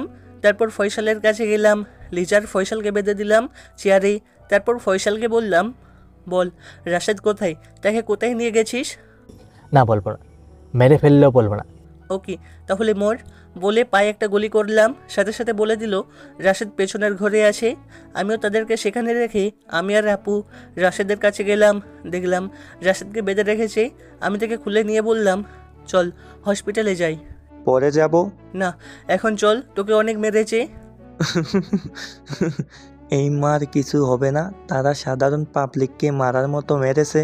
তাহলে চল, একজন অভিনেত্রীর সাথে পরিচয় করাবো তোকে। ওই, তুই আপুকে বাঁচাতে এসেছিস, অভিনেত্রীর সাথে দেখা করতে নয়? এই তো আপু, চল, যারা আপুকে কিডন্যাপ করেছে তাদের দেখবি। চল। গিয়ে দেখালাম ফয়সালের পা থেকে অনেক রক্ত পড়তেছে। তার বাকি পোলাপান তো আগেই পালাইছে। এদের এখন কি করবি? কি আর করবে, মেরে দিবি, নয়তো আবার ঝামেলা করতে পারে। ও, আপনাদের তো বলাই হয়নি, সাংবাদিক রোবায়ার নাসরিন আর কেউ নয়, আমার আপু। যে কোনো মিশন শেষ করে আমি ফোনগুলো আপুকেই দিতাম। আচ্ছা দাঁড়া, আমি আমাদের টিমকে ফোন দিয়ে দেখি এদের বিরুদ্ধে কোনো মামলা আছে কি না। ওকে, ছবি পাঠিয়ে দি। ওকে। তারপর রাশেদ, লিজা আর ফয়সালের ছবি তুলে পাঠিয়ে দিল। আমাদের টিমের হেড হচ্ছি আমি, আর আমার পরের অবস্থান রাশেদ। আমার অবর্তমানে রাশেদ সব দায়িত্ব পালন করে। রাশেদ টিমকে ফোন দিল, স্যার আপনি যে ছবিগুলো দিয়েছেন তারা মোস্ট ওয়ান্টেড। কি বলছেন এইসব, আপনি কি শিওর? ইয়েস স্যার, তারা মাফিয়াদের হয়ে কাজ করে। 3টা দেশ তাদের খুঁজতেছে। নারী পাচার থেকে শুরু করে ড্রাগস পাচার সহ সব অবৈধ কাজে এরা 2 জনে যুক্ত আছে। আর কোনো কিছু? ইয়েস স্যার, যারা এদেরকে ধরতে পারবে, মৃত বা জীবিত, তাদের সরকার থেকে সম্মানিত করা হবে। ওকে, ফোন রাখছি। Yes sir. তারপর রাশেদ সব ঘটনা আমাকে বলল। আমি শুধু তাকিয়ে আছি লিজার দিকে। একটা মেয়ে কেমনে এসব কাজের সাথে জড়াতে পারে? মেয়ে হয়ে কিভাবে মেয়ে পাচার করতে পারে? কি ভাবছিস, এদের কি মেরে দিব? না, তুই একটা কাজ কর, আপুকে নিয়ে বের হয়ে যা, আমি এদের দেখছি। ওকে। কি, তুই আমাকে নিয়ে যেতে বলছিস? আমি তোর সাথেই যাব। আপু, তুমি রাশেদের সাথে যাও, আমি আসছি। আপু চলেন। রাশেদ আমার বেস্ট ফ্রেন্ড, ছোট থেকে আমার সাথে রাশেদের ভালো বন্ধুত্ব। আমাদের বাসে যাওয়া আসা একদম ফ্রি। রাশেদ আপুকে বড় বোনের মতো দেখে, আপুও তাকে ছোট ভাইয়ের মতো দেখে। ওকে চল। আর শোন, তুই 10 মিনিটের মধ্যেই আসবি, আমি বাইরে অপেক্ষা করব। ঠিক আছে, এখন যাও। তারপর আপু আর রাশেদ চলে গেল। আমি লিজার ফয়সালের কাছে গেলাম। মিস লিজা, আমি তো আপনাকে ভালো মনে করতাম, কিন্তু আপনার মাঝে যে এত জঘন্যতা থাকবে সেটা আমার কল্পনাই ছিল না। কি বলতে চাস তুই? আমি কি বলতে চাচ্ছি সেটা আপনি ভালো করে বুঝতে পারছেন। কিভাবে পারেন একটা মেয়ে হয়ে আরেকটা মেয়েকে পাচার করতে? আর ফয়সাল, তোকে তো আমি শুধু এমপির চামচা মনে করতাম, কিন্তু তুইও মোস্ট ওয়ান্টেড কেমনে হলি? দেখ, তুই অনেক কিছু জানিস, ভালো হবে তোর যদি আমাদের ছেড়ে দিস। তো যত টাকা লাগে আমি দেবো, তাও আমাদের ছেড়ে দে। তোদের কি মনে হয় আর্কের ঘুষ নিয়ে তোদের ছেড়ে দিবে? দাঁড়া 5 মিনিট, তোদের সাথে বোঝাপড়া হবে। তারপর আমি ফোন দিলাম আর H2কে। Yes sir. তোমরা কি শিওর যে এরা মাফিয়াদের সাথে কাজ করে? জি স্যার। তাহলে এরা প্রকাশ্যে এতদিন কিভাবে ঘুরছে বাইরে, যদি তারা ওয়ান্টেড হয়? স্যার, এরা দুইজনই প্লাস্টিক সার্জারি করেছে যাতে চিনতে না পারে, তাই বাইরে ঘুরছিল। তাহলে আপনি কি করে বুঝলেন এরাই তারা? স্যার, রাশেদ স্যার ছবি দেওয়ার পর আমরা ডাটাবেস চেক করছিলাম, হঠাৎ করে তাদের চোখের প্রিন্ট মিলে যায়, তাই তাদের শনাক্ত করতে অসুবিধা হয়নি। তাদের পুরো রেকর্ড আমাদের কাছে আছে। Okay, good job. Thank you sir. তারপর ফোন কেটে দিলাম। মিস লিজা, আপনাকে কিছু প্রশ্ন করব, যদি সঠিক উত্তর দেন তাহলে কষ্ট না দিয়ে বিদায় দিব, আর যদি না দেন তাহলে কষ্ট পেতে হবে। দেখ আর কে, তুই আমাদের ছেড়ে দে, যত টাকা লাগে দেবো, তাও ছেড়ে দে। আর কে যদি চিনতে তাহলে আমার কলেজের বোনকে কিডন্যাপ করতি না? চল, কিছু প্রশ্ন করব, উত্তর দিবি, নয়তো খারাপ হবে। এমনিতেই আপু বাইরে 8 মিনিট ধরে দাঁড়িয়ে আছে। বল, তোদের মাফিয়া টিমের কয়জন সদস্য, আর তোদের এই এলাকায় কোথায় গ্যাং আছে? তাহলে তুই এটাও জানিস আমাদের গ্যাং আছে? আর কে, তুই আমাদের হয়ে কাজ কর, শুধু টাকা আর টাকা পাবি। আর তুই যা করিস মনে হয় না টাকা পয়সা পাস। চল আমাদের সাথে হাত মিলা, শুধু টাকা আর টাকা পাবি। আমাদের সাথে হাত মিলা। এই পৃথিবীতে এখন টাকা ছাড়া কিছুই পাবে না, না পাবে ভালোবাসা, না পাবে সম্মান, আর না পাবে ভালো কিছু করার সুযোগ। মনে মনে ভাবলাম এদের মারলে তো কিছু বলবে না, বরং এদের সাথে একটা চাল চালি। যদি তোদের সাথে হাত মিলাই তাহলে কি আমাকে তোদের কালো ব্যবসার 30% শেয়ার দিবি? কি বলিস, আমরা দুজন মিলে প্রায় 40%। যা, তোকে আমাদের থেকে 10% দেবো। তোরা দুইজন মানে 40% মানে বাকি 60% কোথায় তাহলে? বাকি 60% এমপির। ও, তাই তো বলি, এমপি তো উড়ো কেন? বল 10% দেবো, রাজি কিনা? তাহলে কি 60% পুরো এমপি নাই, গ্যাংকে দেয় না? হ্যাঁ, গ্যাংকে 5% করে দেয়। কতজন আছে গ্যাংয়ে আমি সহ হলে? এই ধর তুই সহ 30+ হবে। যদি আমি তোদের সাথে হাত মিলাই তাহলে আমাকে তোরা কোথায় রাখবি? তোদের গ্যাংয়ের সাথে নাকি? হ্যাঁ, অনেক সুবিধা পাবি ওখানে। তো আপনাদের গ্যাং কোথায়, মানে আমি যোগ দিলে কোথায় থাকবো আমরা? আমাদের পুরো গ্যাং তো চিটাগং, ওখানে থাকবি। চিটাগাংয়ের কোথায়? চিটাগং এই জায়গায়। চল এবার আমাদের বাঁধন খোল আর আমাদের সাথে চল। হ্যাঁ চল, আমাদের হয়ে কাজ করবে আজ থেকে। তোদের কি মনে হয় কালো টাকা দিয়ে আমাকে কিনতে পারবে? দেখ, যদি আমি তোদের মারতাম তাহলে তোরা সত্যিটা বলতি না, তোরা কখনো বলতি না তোদের পেছনে গিয়ে আসে, তাই তোদের মুখ থেকে সত্যিটা বের করার জন্য চাল চলেছি। এখন তোরা মরার জন্য প্রস্তুত হ। লেজার ফয়সাল একে অপরের দিকে চোখ বড় বড় করে তাকালো। তারা হয়তো ভাবছে আমি তাদের সাথে হাত মিলাবো। তুই আমাদের ধোঁকা দিলি তাহলে? আমি কখন ধোকা দিলাম? তুই তো একটু আগেই আমাদের সাথে কাজ করার জন্য রাজি হয়েছিলি। আমি কি একবারও বলেছি আমি রাজি? তা বলিসনি, তাই বলে? দেখ, এত কথা শুনতে চাই না, তোদের এখন মরতে হবে। শেষ ইচ্ছা থাকলে বল। শেষ ইচ্ছে তেমন কিছু নাই, শুধু তোকে একবার দেখবো। আর লিজা, আপনার কি ইচ্ছা? আমিও তোকে একবার দেখব, আর কোনো ইচ্ছা নেই। ঠিক আছে, আমাকে দেখার যখন এতই শখ তাহলে দেখ আমাকে, বলে মুখ থেকে মাস্ক সরিয়ে নিলাম। তুই? হ্যাঁ আমি। কেন অবাক হচ্ছিস? অবাক হওয়ার কিছু নেই, নে এবার মরার জন্য প্রস্তুত হয়ে যা। তুই তাহলে আর কে? ফুসকা বলা সে যে আমাদের ফলো করছিলে? আমি। তারপর তাদের দুইজনকে মাথায় গুলি করে দিলাম। ফয়সাল তো 1 মিনিটের মধ্যে মারা গেছে, কিন্তু লিজা তার অনেক রক্ত যাচ্ছে, তাও 5 মিনিট পর সে মারা গেল। কোথায় আছে? আপনি কাউকে কষ্ট দিলে আপনাকেও একই রকম কষ্ট পেতে হবে যেটা লিজার সাথে ঘটেছে। তারপর তাদের মেরে বাইরে চলে আসলাম। বাইরে আসার পর আপুর প্রশ্ন তো শুরুই। তুই বলেছিলি 10 মিনিটের মধ্যে আসবি, এখন কয় মিনিট হয়েছে? আমি ঘড়িতে তাকিয়ে দেখলাম 20 মিনিট হয়েছে। 20 মিনিট হলো মাত্র। 20 মিনিট হলো তাও মাত্র বলছিস? আসলে আপু আমাকে খুব ভালোবাসে, তাই 10 মিনিট দেরি হওয়াতে আপু রেগে গেছে। আপু, এটা আর কি বলো, তাদের তো উপরে পাঠিয়ে আসতে হবে, তাই না? কি, ওদের মেরে ফেলেছিস? মেরে দিছি। কি করি এটা তুই? তাদের না মারলে কি হতো না? না আপু, এদের না মারলে হতো না, কারণ এরা মোস্ট ওয়ান্টেড আসামি। দুইজনই প্লাস্টিক সার্জারি করে পুলিশ থেকে নিজের চেহারা লুকিয়ে রেখেছে। কি, তুই কিভাবে জানলি? গোপন সূত্রে জেনেছি। আমার যে একটা টিম আছে সেটা আপু জানে না, শুধু এতটুকু জানি আমি ফুচকা বিক্রি করি। হয়েছে, এবার চল, এখানে বেশিক্ষণ থাকলে ঝামেলা হতে পারে। হ্যাঁ চল। রাশিদ, তুই আপুকে বাসায় পৌঁছে দে, আমি বাসায় যাচ্ছি। আর কালকে সকাল 10টায় মিটিং আছে, সবাইকে ডাকবি। সবাইকে ডাকবি মানে কি? তেমন কিছু না আপু, আমার ফ্রেন্ডদের সাথে কথা বলবো, তাই সবাইকে ডাকতে বললাম। ও, আপু কিন্তু আমার কথাটা বিশ্বাস করেনি, তাই আমি খুব ভালো করেই বুঝতে পারছি। ওকে রাশিদ, যা তাহলে। আর আপু সাবধানে যাবে, বাসায় পৌঁছে আমাকে ফোন দেবে। Okay bye. তারপর চলে আসলাম বাসায়, এসে একটা ঘুম দিলাম। পরের দিন চলে গেলাম সেই গভীর মাটির নিচে।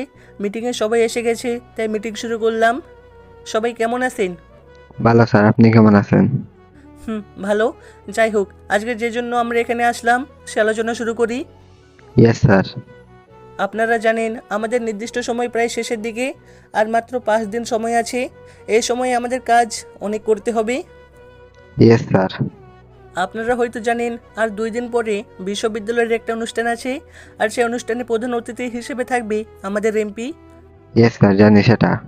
ঠিক আছে, তাহলে ওই দিন আপনাদের সব কাজ শেষ করতে হবে।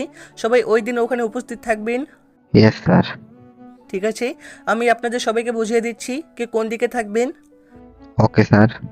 আমাদের প্রথম কাজ হবে সবাই বুলেট প্রুফ জ্যাকেট গায়ে দেওয়া, কারণ ওখানে অনেক ঝামেলা হতে পারে। ওকে স্যার, তারপর কি করব?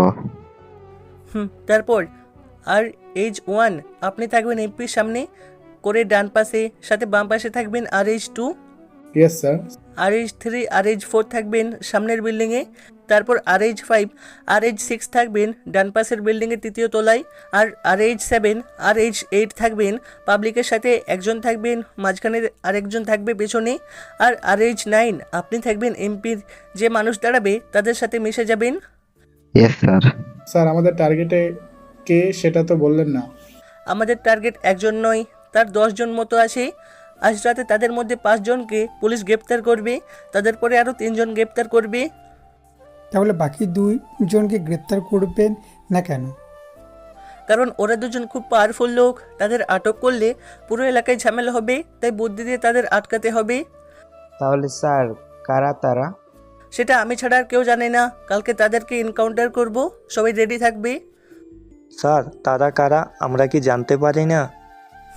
জানতে সবাই পারেন, কিন্তু সেটা এখন নয়, কারণ এখন যদি কাউকে বলি বা তাদের নাম প্রকাশ করি তাহলে ঝামেলা হতে পারে। কীরকম ঝামেলা স্যার? সেটা আমি আপনাদের পরে বলবো, এখন বলা যাবে না। Okay sir. ঠিক আছে, তাহলে আজ এতটুকু মনে রাখবেন। আমাদের সময় আর 5 দিন, এর মধ্যে কাজ করতে হবে। পরশু মানে সময় 2 দিন আগে কাজ করতে হবে। কালকে সবাই আবারও আসবেন, এখন সবাই আসতে পারেন। ওকে স্যার। তারপর সবাই স্যালুট দিয়ে চলে গেল। রাশিদ, চল। তারা 2 জন কারা আমাকেও বলবি না? তোকে বলবো না? তা কেমনে হয় বল? তাহলে বল তারা কারা। এখানে বলা যাবে না। কেন? এখানে বললে সমস্যা কোথায়? এখানে চারদিকে ক্যামেরা, যদি কেউ একটু কথা বলে তাহলে সেটা আমার টিমের সবাই শুনতে পারবে। তোকে পরে বলবো। ও সরি, মনে ছিল না। ঠিক আছে, এখন চল। চল। তারপর আমি আর রাশেদ চলে এলাম। বিকেলে একটু কলেজটা দেখতে গেলাম। সকালে তো যাওয়া হয়নি, ফুচকার গাড়ি নিয়ে গেলেও কাজ হবে না, তাই এমনি বের হলাম ঘুরবো বলে। কলেজে গিয়ে রাকিবের সাথে দেখা। কি মামা, আজকে গাড়ি কোথায়? মামা, আর গাড়ি নিয়ে আসবো না। তাহলে আমরা ফুচকা কিভাবে খাবো? কি বলো মামা, আমি না আসলে অন্য কেউ হয়তো আসবে। তাও মামা, তোমার ফুচকা অনেক মিস করব। তাই না? ঠিক আছে মামা, এখন আসি। আচ্ছা। তারপর রাকিব চলে গেল, আমিও চারিদিকে একটু ভালো করে দেখতে লাগলাম। হঠাৎ রিমিকে দেখলাম, তার কাছে গেলাম। তা কেমন আছেন আপনি? জি মুই ভালো, আপনি কেমন আছেন? আমিও ভালো আছি। তা আজকে ফুচকা নিয়ে আসেননি কেন? আর তো আসবো না। আসবেন না মানে? কেন আসবেন না? মই আর ফুচকা নিয়ে আসবো না। কেন আসবেন না সেটা তো বলবেন। অন্য কাজ করব, ফুচকা ছেড়ে দিব। ও, এই কি, আপনি মন খারাপ করলেন কেন? এমনি। আচ্ছা, মই এখন আসি। শোনেন। জি। আপনি কাজ এখানে করবেন নাকি অন্য কোথাও? সেটা তো মুই জানি না এখনো, তবে এইখানে করতে পারি। এখানে করলেই ভালো হবে। কেন? এমনি বললাম, আমি এখন আসি। তারপর রিমি চলে গেল। যতটুকু বুঝলাম রিমির অনেক মন খারাপ, হয়তো আমি চলে যাব বলে, নয়তো আমার ফুসকার কথা মনে করে। এই কয়েকদিনে রিমিকে আমি অনেক ভালোবেসে ফেলেছি, হয়তো রিমিও আর কে অনেক ভালোবাসে। তারপর চলে আসলাম বাসায়। রাশেদ ফোন দিল। কি রে, কোথায় তুই? এই তো বাসায় আছি, তুই কোথায়? আমিও বাসায় আছি। টিভিটা অন কর। কেন, কি হয়েছে? আগে অন করে দেখ, তারপর বুঝবি। ওকে, রাখছি। টিভি অন করলাম, খবর চলতেছে। ব্রেকিং নিউজ, 2টা লাশ পাওয়া গেছে বর্তমান এমপির পুরাতন বাংলোতে। এমপিকে এই ব্যাপারে জিজ্ঞেস করলে তিনি বলেন তিনি এইসব কিছুই জানেন না। তিনি আরও জানান তিনি অনেক দিন ধরেই সে বাংলোতে যাননি, তবে একটা বিষয় সুনিশ্চিত, এই খুন 2টাও করেছে আরকে। এরা কারা সেটাও আরকে পরিষ্কার করে বলে দিছে। এটাও বলে দিছে তাদের গায়ে আরকে লেখা না থাকার কারণ। আরকে তাদের মেরে একটা চিঠি লিখেছিল, যেটাতে তিনি এদের ব্যাপারে জানান। তো চলুন সেই চিঠিতে কি লেখা ছিল দেখে আসি চিঠি। আমি আর কি, এরা 2জন ধর্ষক সেটাও নয়। লোকটা হলো ফয়সাল আর মেয়েটা হলো লিজা। তারা 2জন মাফিয়াদের সাথে মিলে এ দেশের নারী পাচার করেছে বিভিন্ন দেশে, তাই এদেরকে আমি শেষ করে দিলাম।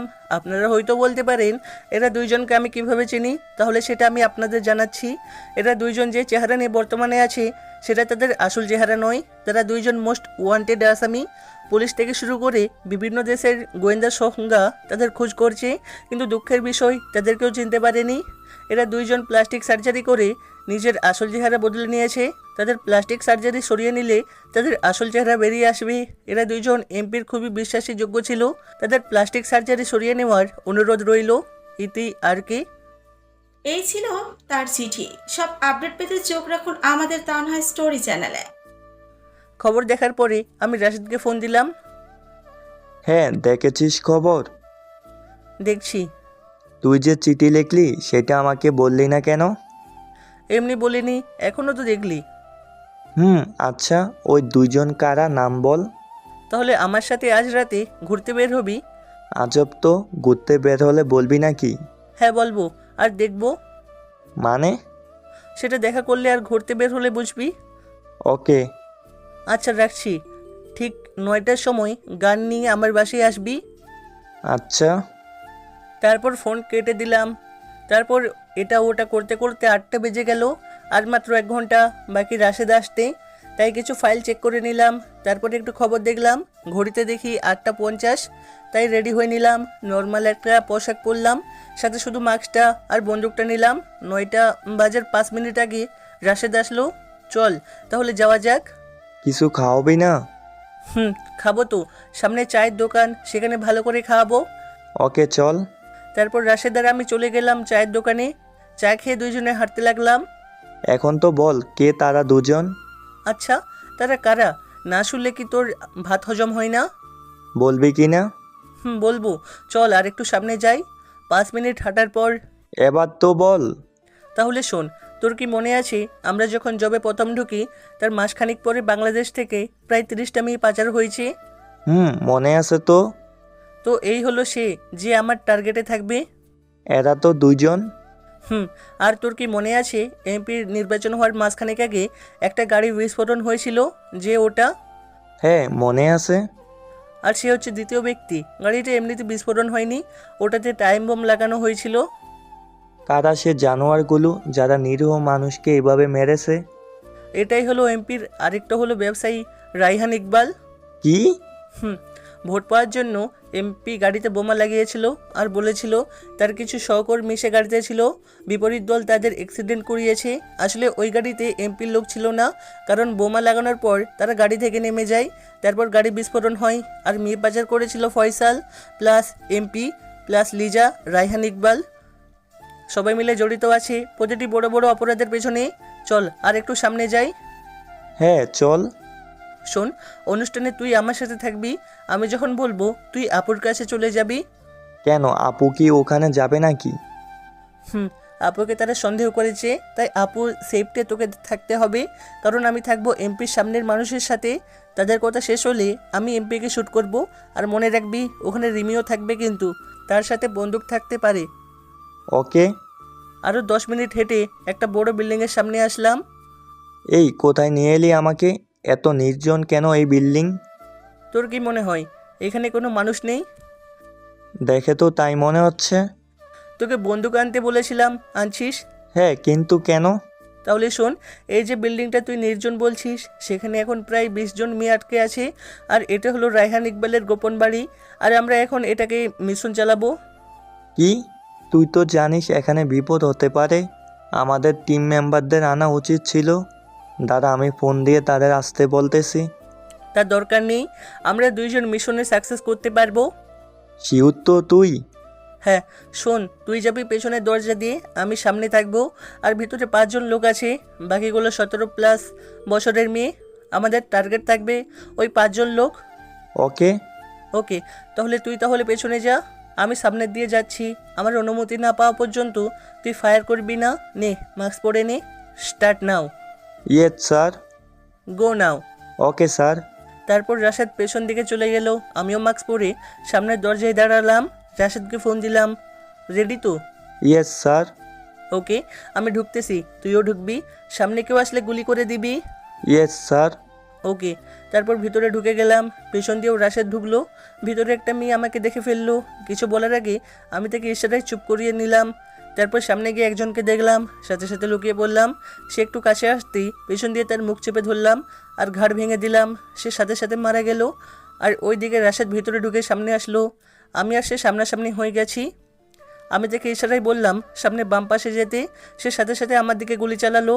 আরে কি ভাবতেছেন গুলি আমাকে করেছে? আরে না, আমার পিছনে আর একটা লোক ছিল যাকে আমি খেয়াল করিনি। সে যখন আমাকে হামলা করতে আসে, রাশেদ তখন থেকে গুলি করে। সে সাথে সাথে মাটিতে পড়ে যায়। আমি ইশারায় বললাম গুড জব। আমি আবারও ইশারায় বললাম সামনে যেতে। সে সামনে যাচ্ছে আর আমিও। ভিতরে আর 3 জন আছে। আপনাদের বলেই দিই, আমাদের বন্দুকের কোনো সাউন্ড হয় না, সাইলেন্সার লাগানো নেই। বর্তমান আমাদের হাতে যে বন্দুকগুলো আছে সেগুলো নতুন তৈরি করা হয়েছে। রাশিয়া থেকে বাংলাদেশে মাত্র 15টা এই বন্দুক আনা হয়েছে। তার মধ্যে 10টা আমার কাছে, 3টা সিএমের কাছে, একটা বড় এক ব্যবসায়ীর কাছে, আর একটা আগের একজন মেজরের কাছে। আমি রাশেদকে ইশারায় বললাম ভিতরে আরও 3 জন আছে। সাথে সাথে আমি রাশেদকে ইশারা করলাম লুকিয়ে যেতে, কারণ ভিতর থেকে আরেকজন বেরিয়ে আসছে। লোকটা এসে চারপাশ দেখতে লাগলো। সামনে যেতে যেতে ঘাড় ভাঙছিলাম। সে তার কাছে গেল। তাকে মারা দেখে যখন এই বন্দুক বের করতে যাবে, আমি সাথে সাথে শুট করে দিলাম। সেও শেষ। আর 2 জন। আমি রাশেদকে ইশারা করলাম এখন আমরা ভিতরে ঢুকবো। ওকে। ওকে, তারপর আমি আর রাশেদ ভিতরে আস্তে করে ঢুকে গেলাম। সাথে সাথে একজন আমাদের দেখে ফেললো, সাথে মেয়েগুলাও। আমি তাদের ইশারা করলাম চুপ থাকতে, তারা চুপ হয়ে গেল। সে আমাদের দেখে ফেলেছে, আমিও তাকে শ্যুট করে দিলাম। বাকি একজন বিপরীত দিকে তাকিয়েছিল। কিছু পড়া শব্দ যখন পিছনে ফিরতে যাবে, তখন আমি আর রাশেদ একসাথে শ্যুট করলাম। এখন আর কেউ নেই। মেয়েগুলো এখনও নীরব। তাদের কাছে আস্তে করে গিয়ে বললাম, তারা কয়জন আছে? তারা 5 জন আছে। প্লিজ ভাইয়া, আমাদের বাঁচান। ঠিক আছে, তোমরা চিন্তা করো না, আমরা 2 জন তাদের 5 জনকে মেরে ফেলেছি। এখন তোমাদের এখান থেকে নিয়ে যাব। শোনো, তোমরা চুপ করে বসে থাকো, আমি পুলিশকে ফোন দিয়েছি, তারা এসে তোমাদের নিয়ে যাবে। তার আগে তোমরা এখান থেকে বের হবে না। ওকে ভাইয়া। গুড। রাশিদ, তুই এদের সাথে থাক, আমি পুলিশকে ফোন দিছি। তারা আসলে আমি তোকে ফোন দিব। যখন তুই পেছন দিয়ে বেরিয়ে যাবি, আমি পেছনের রাস্তায় থাকবো। আমিও চলে গেলে সমস্যা কি? কারণ এরা ভয় পাবে। ওকে। আমি তারপর বের হয়ে টিমকে ফোন দিলাম। Yes sir. আমি এখন একজনকে ফোন দিব। সে যাতে আমার নাম্বার দেখতে না পারে, তার ডিসপ্লেতে আমার নাম্বার ব্লক করে দাও। আর তার ফোন হ্যাক করে ফেলে, যাতে আমার কথা সে রেকর্ড বা আমাকে ট্র্যাক করতে না পারে। আর আমার কথা শেষ হলে তার ফোন থেকে যাতে আমি ফোন দেওয়ার আগে আধ ঘন্টা ও ফোন দেওয়ার পরের আধ ঘন্টার কল লিস্ট যাতে মুছে যায়। Yes sir. তারপর আমি ওসিকে ফোন দিলাম। ওসি ফোন বের করে দেখে নাম্বার নাই, তাই ফোন কেটে দেয়। আমি আবারও ফোন দিই।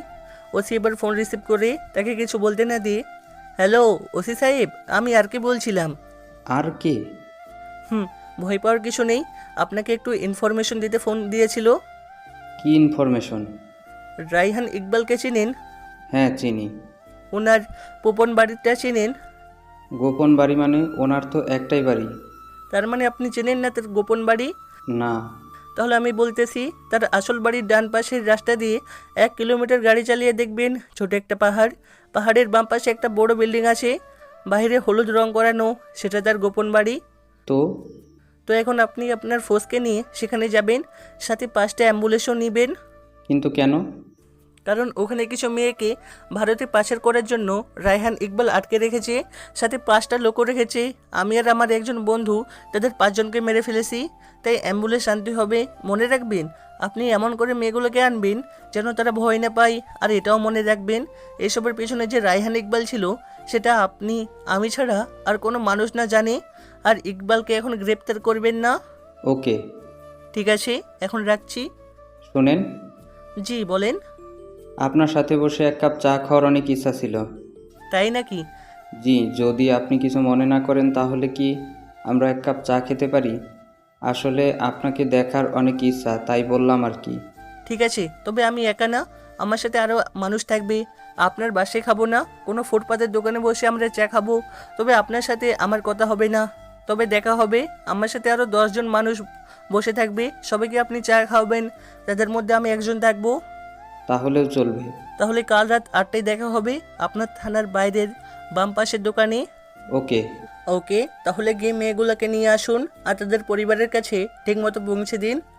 আচ্ছা ঠিক আছে, আপনি যেটা বলবেন। রাখছি বলে ফোন কেটে দিলাম। আসলে ওসি অনেক ভালো মানুষ, তাই তার সাথে চা খেতে রাজি হলাম। আমি বাইরে অপেক্ষা করতে লাগলাম কখন ওসি অ্যাম্বুলেন্স সহ আসবে।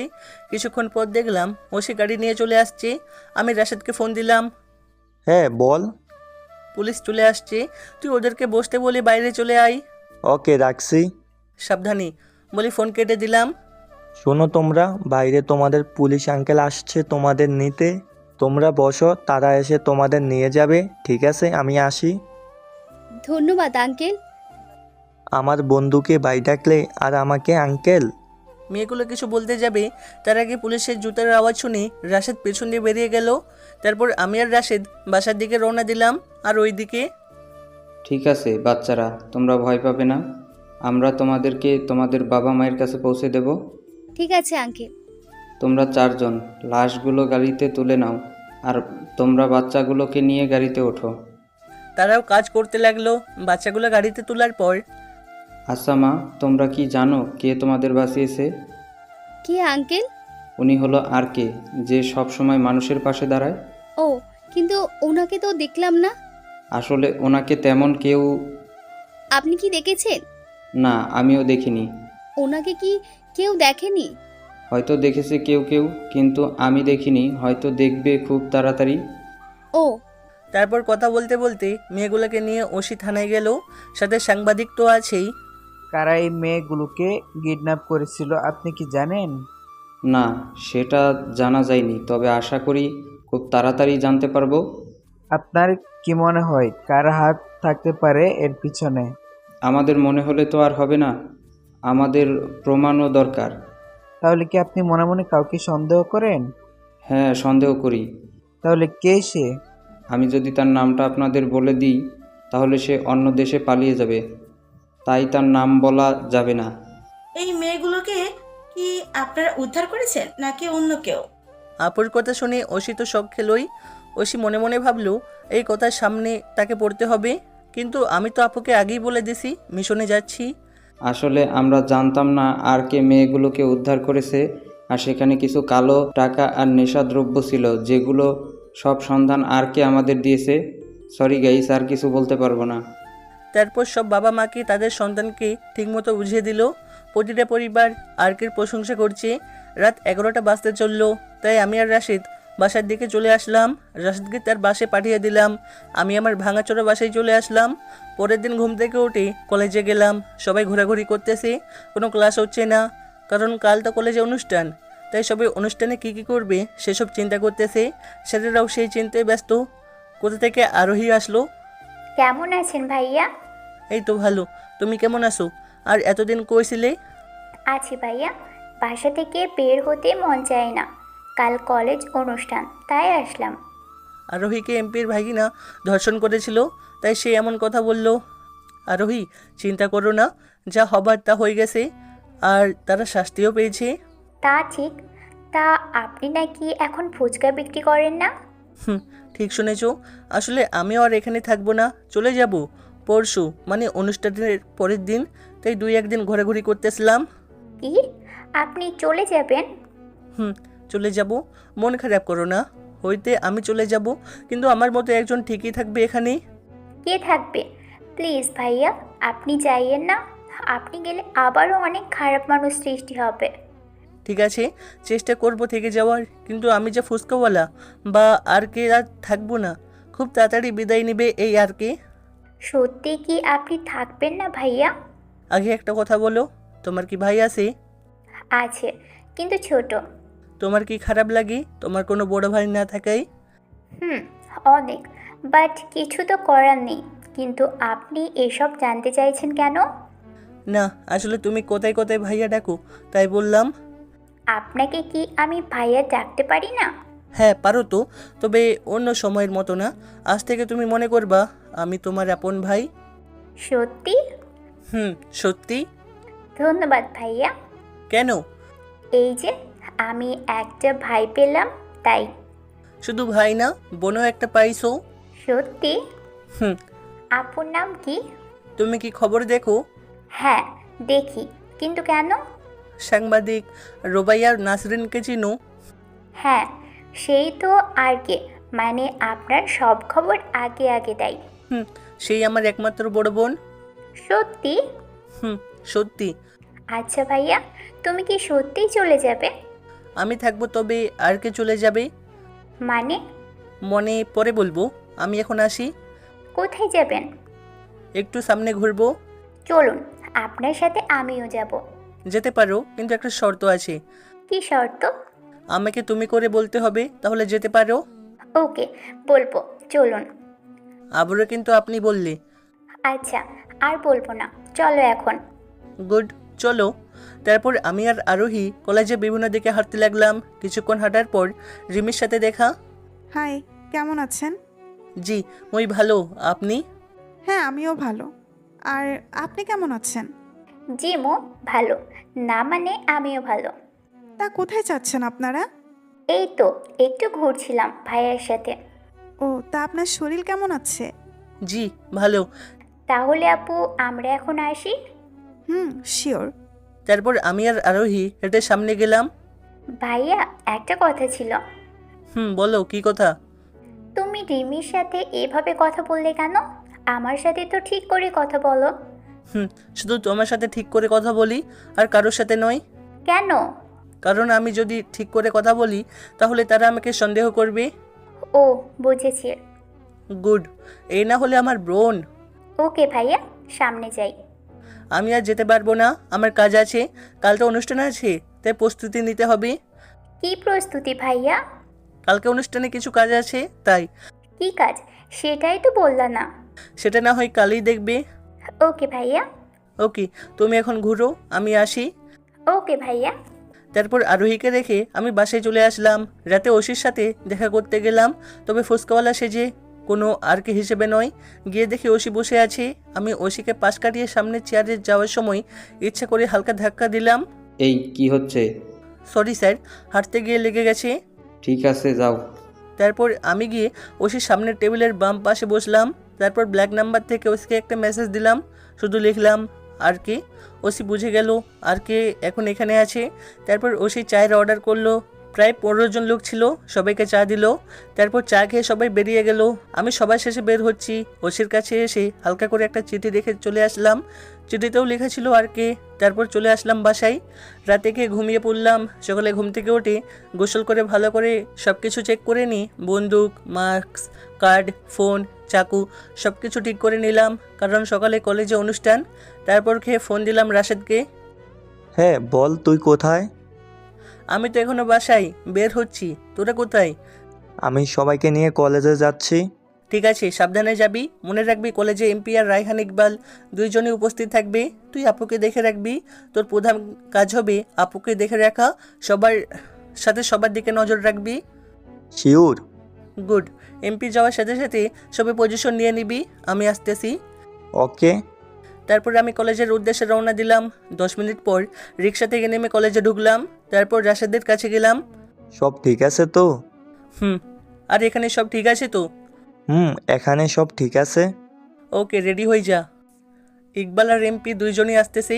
আগে ইকবাল কথা বলবে, তাই আর কিছু সময়ের মধ্যে হকবাল চলে আসবে, তারপর এমপি আসবে। আমার টিমের সবাইকে ডাক, আমি ওদের সাথে কথা বলবো। ওকে। তারপর রাশেদ সবাইকে ডাকলো। আপনারা সবাই সব কিছু নিছেন তো? জি স্যার। মনে রাখবেন, আপনারা চাকরি নেওয়ার আগে শপথ করিয়েছিলেন দেশ ও দেশের জন্য প্রয়োজনে নিজের প্রাণ দিয়ে দিবেন, তাও হার মানবেন না। আর আমার টিম নাম ওঠার আগে সবাই আবারও শপথ করিয়েছিলেন আমার কথা কেউ ফেলবেন না।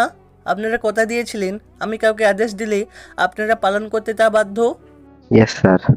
আপনারা কথা দিয়েছিলেন আমি যদি কাউকে বলি নিজেকে শ্যুট করতে তাহলে আপনারা তাই করবেন। Yes sir.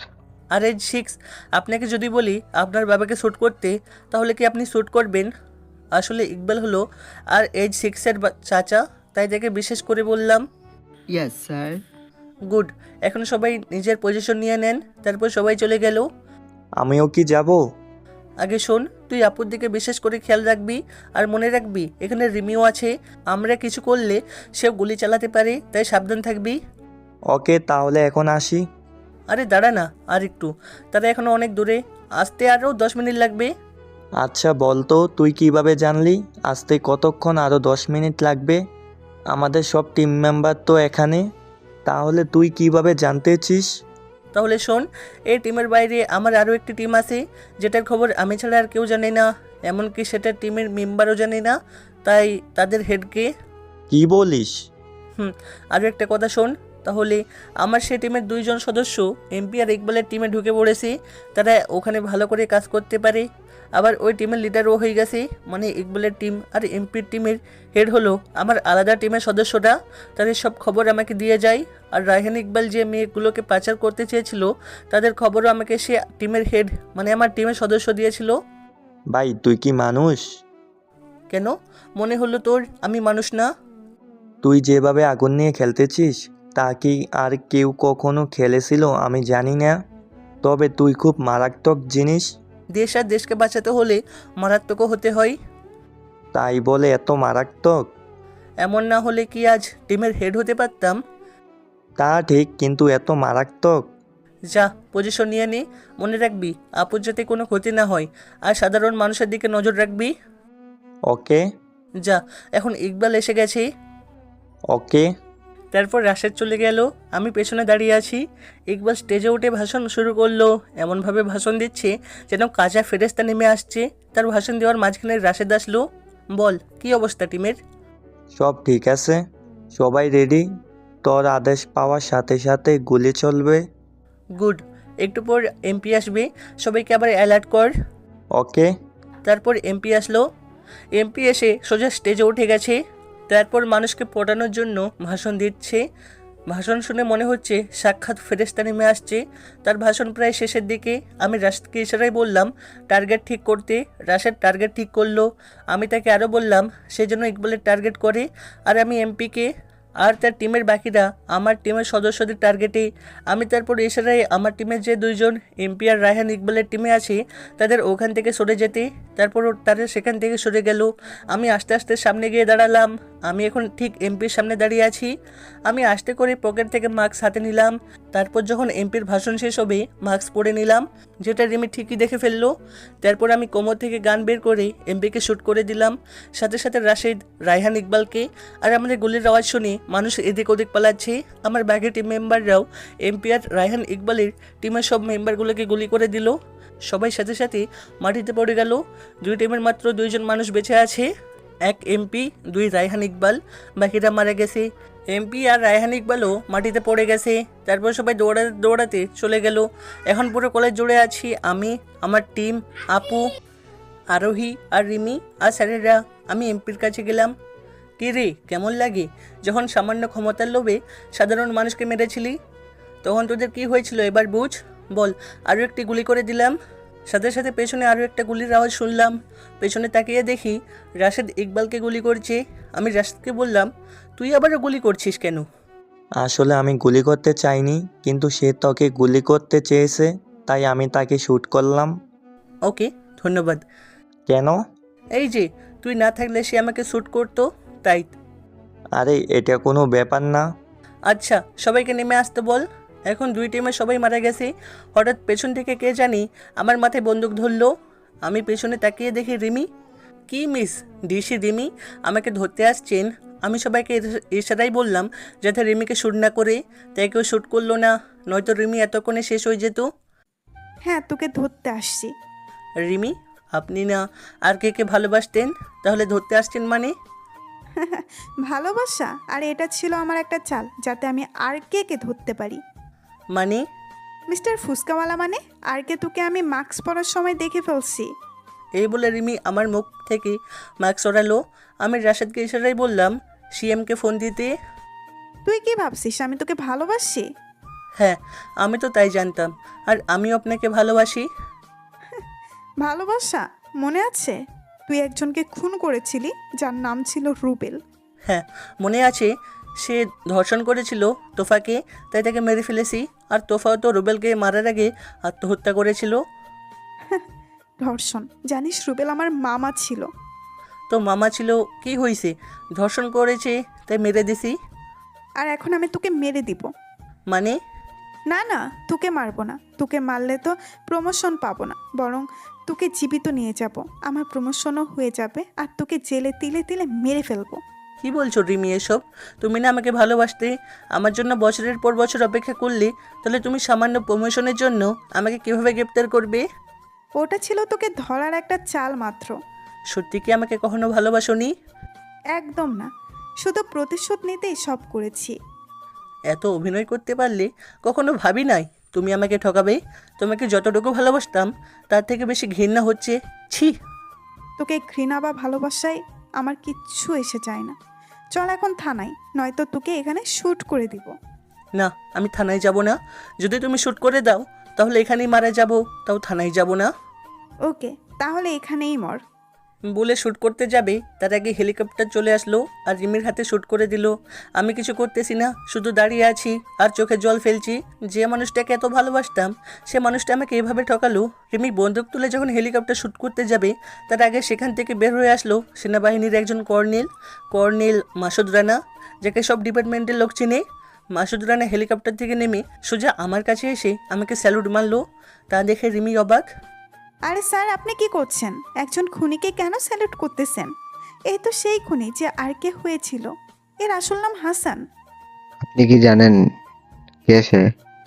হ্যাঁ জানি, সে একজন খুনি। সে খুনি নয়, আপনি তার পুরো নামটাও জানেন না, তাকে কিভাবে চিনবেন? মানে? এর পুরো নাম হলো রবিউল হাসান। মনে পড়ে 2018 সালের কথা। ইন্ডিয়ান কিছু সৈনিক বাংলাদেশের সাধারণ মানুষের মতো করে এসে বাংলাদেশের 3টা যুদ্ধ বিমান চুরি করে নিয়ে যাচ্ছিল। হ্যাঁ, আর ওই বিমানগুলো তো একজন মেজর তাদের হাত থেকে রক্ষা করেছিল। আরো একটা কথা কি মনে আছে? বাংলাদেশ থেকে 4-5 বছর আগে একটা পারমাণবিক বোমা চুরি করেছিল মিয়ানমার। হ্যাঁ মনে আছে। জানেন সে বোমাটাকে তাদের থেকে আবার কেড়ে আনছিল? কে? সে মেজরটা। জানেন সে মেজরটাকে? তার কথা তো গোপন রেখেছিল। আর গোপন রাখবো না। সে মেজরটা আর কেউ নয়, বরং রবিউল হাসান ছিল। কি? শুধু সেটা নয়, কয়েক মাস আগে বাংলাদেশের মাফিয়াদের বিরুদ্ধে বাংলাদেশের পুলিশ যুদ্ধ করেছিল। সেখানে পুলিশ ছিল মাত্র 2 জন, আর বাকি সবাই ছিল আর কে উর্ফে রবিউল হাসানের দলের এজেন্ট। মানে? হ্যাঁ, এটাই সত্য। স্যারকে দেশের খারাপ মানুষগুলোকে শেষ করার জন্য স্পেশাল পাওয়ার দেওয়া হয়েছে। শুধু সেটা নয়, স্যার এখন মেজর নয়, স্যার আমার সিনিয়র। স্যার চাইলে যে কোনো বাহিনীর লোককে শ্যুট করতে পারে। স্যার কাউকে জবাব দিতে বাধ্য নয়, এমনকি চাইলে যে কোনো বাহিনীর লোককে বরখাস্ত করতেও পারে। কি বলছেন আপনি? হ্যাঁ, এটাই সত্য। আর স্যারকে এই পাওয়ার সিএম নিজে দিয়েছেন। একটু আগে সিএম আমাকে ফোন দিয়ে এখানে আসতে বলছে, তাই আসলাম। আর জানেন স্যারের এখন চেহারা আছে, সেটা তার আসল চেহারা নয়, প্লাস্টিক সার্জারি। এটা স্যারের আসল চেহারা প্লাস্টিক সার্জারি সরালে দেখা যাবে। মাসুদ সাহেব। জি স্যার। যে ভালোবাসা বোঝে না তাকে আর কি বুঝাবেন? সামান্য প্রমোশনের লোভে যে ভালোবাসার অভিনয় করতে পারে, আমার তো মনে কয় না সে কি আদৌ ভালোবাসছিল। বলে রাশেদ আমার কাছে এসে আবার মুখের প্লাস্টিক সার্জারি তুলে নিল।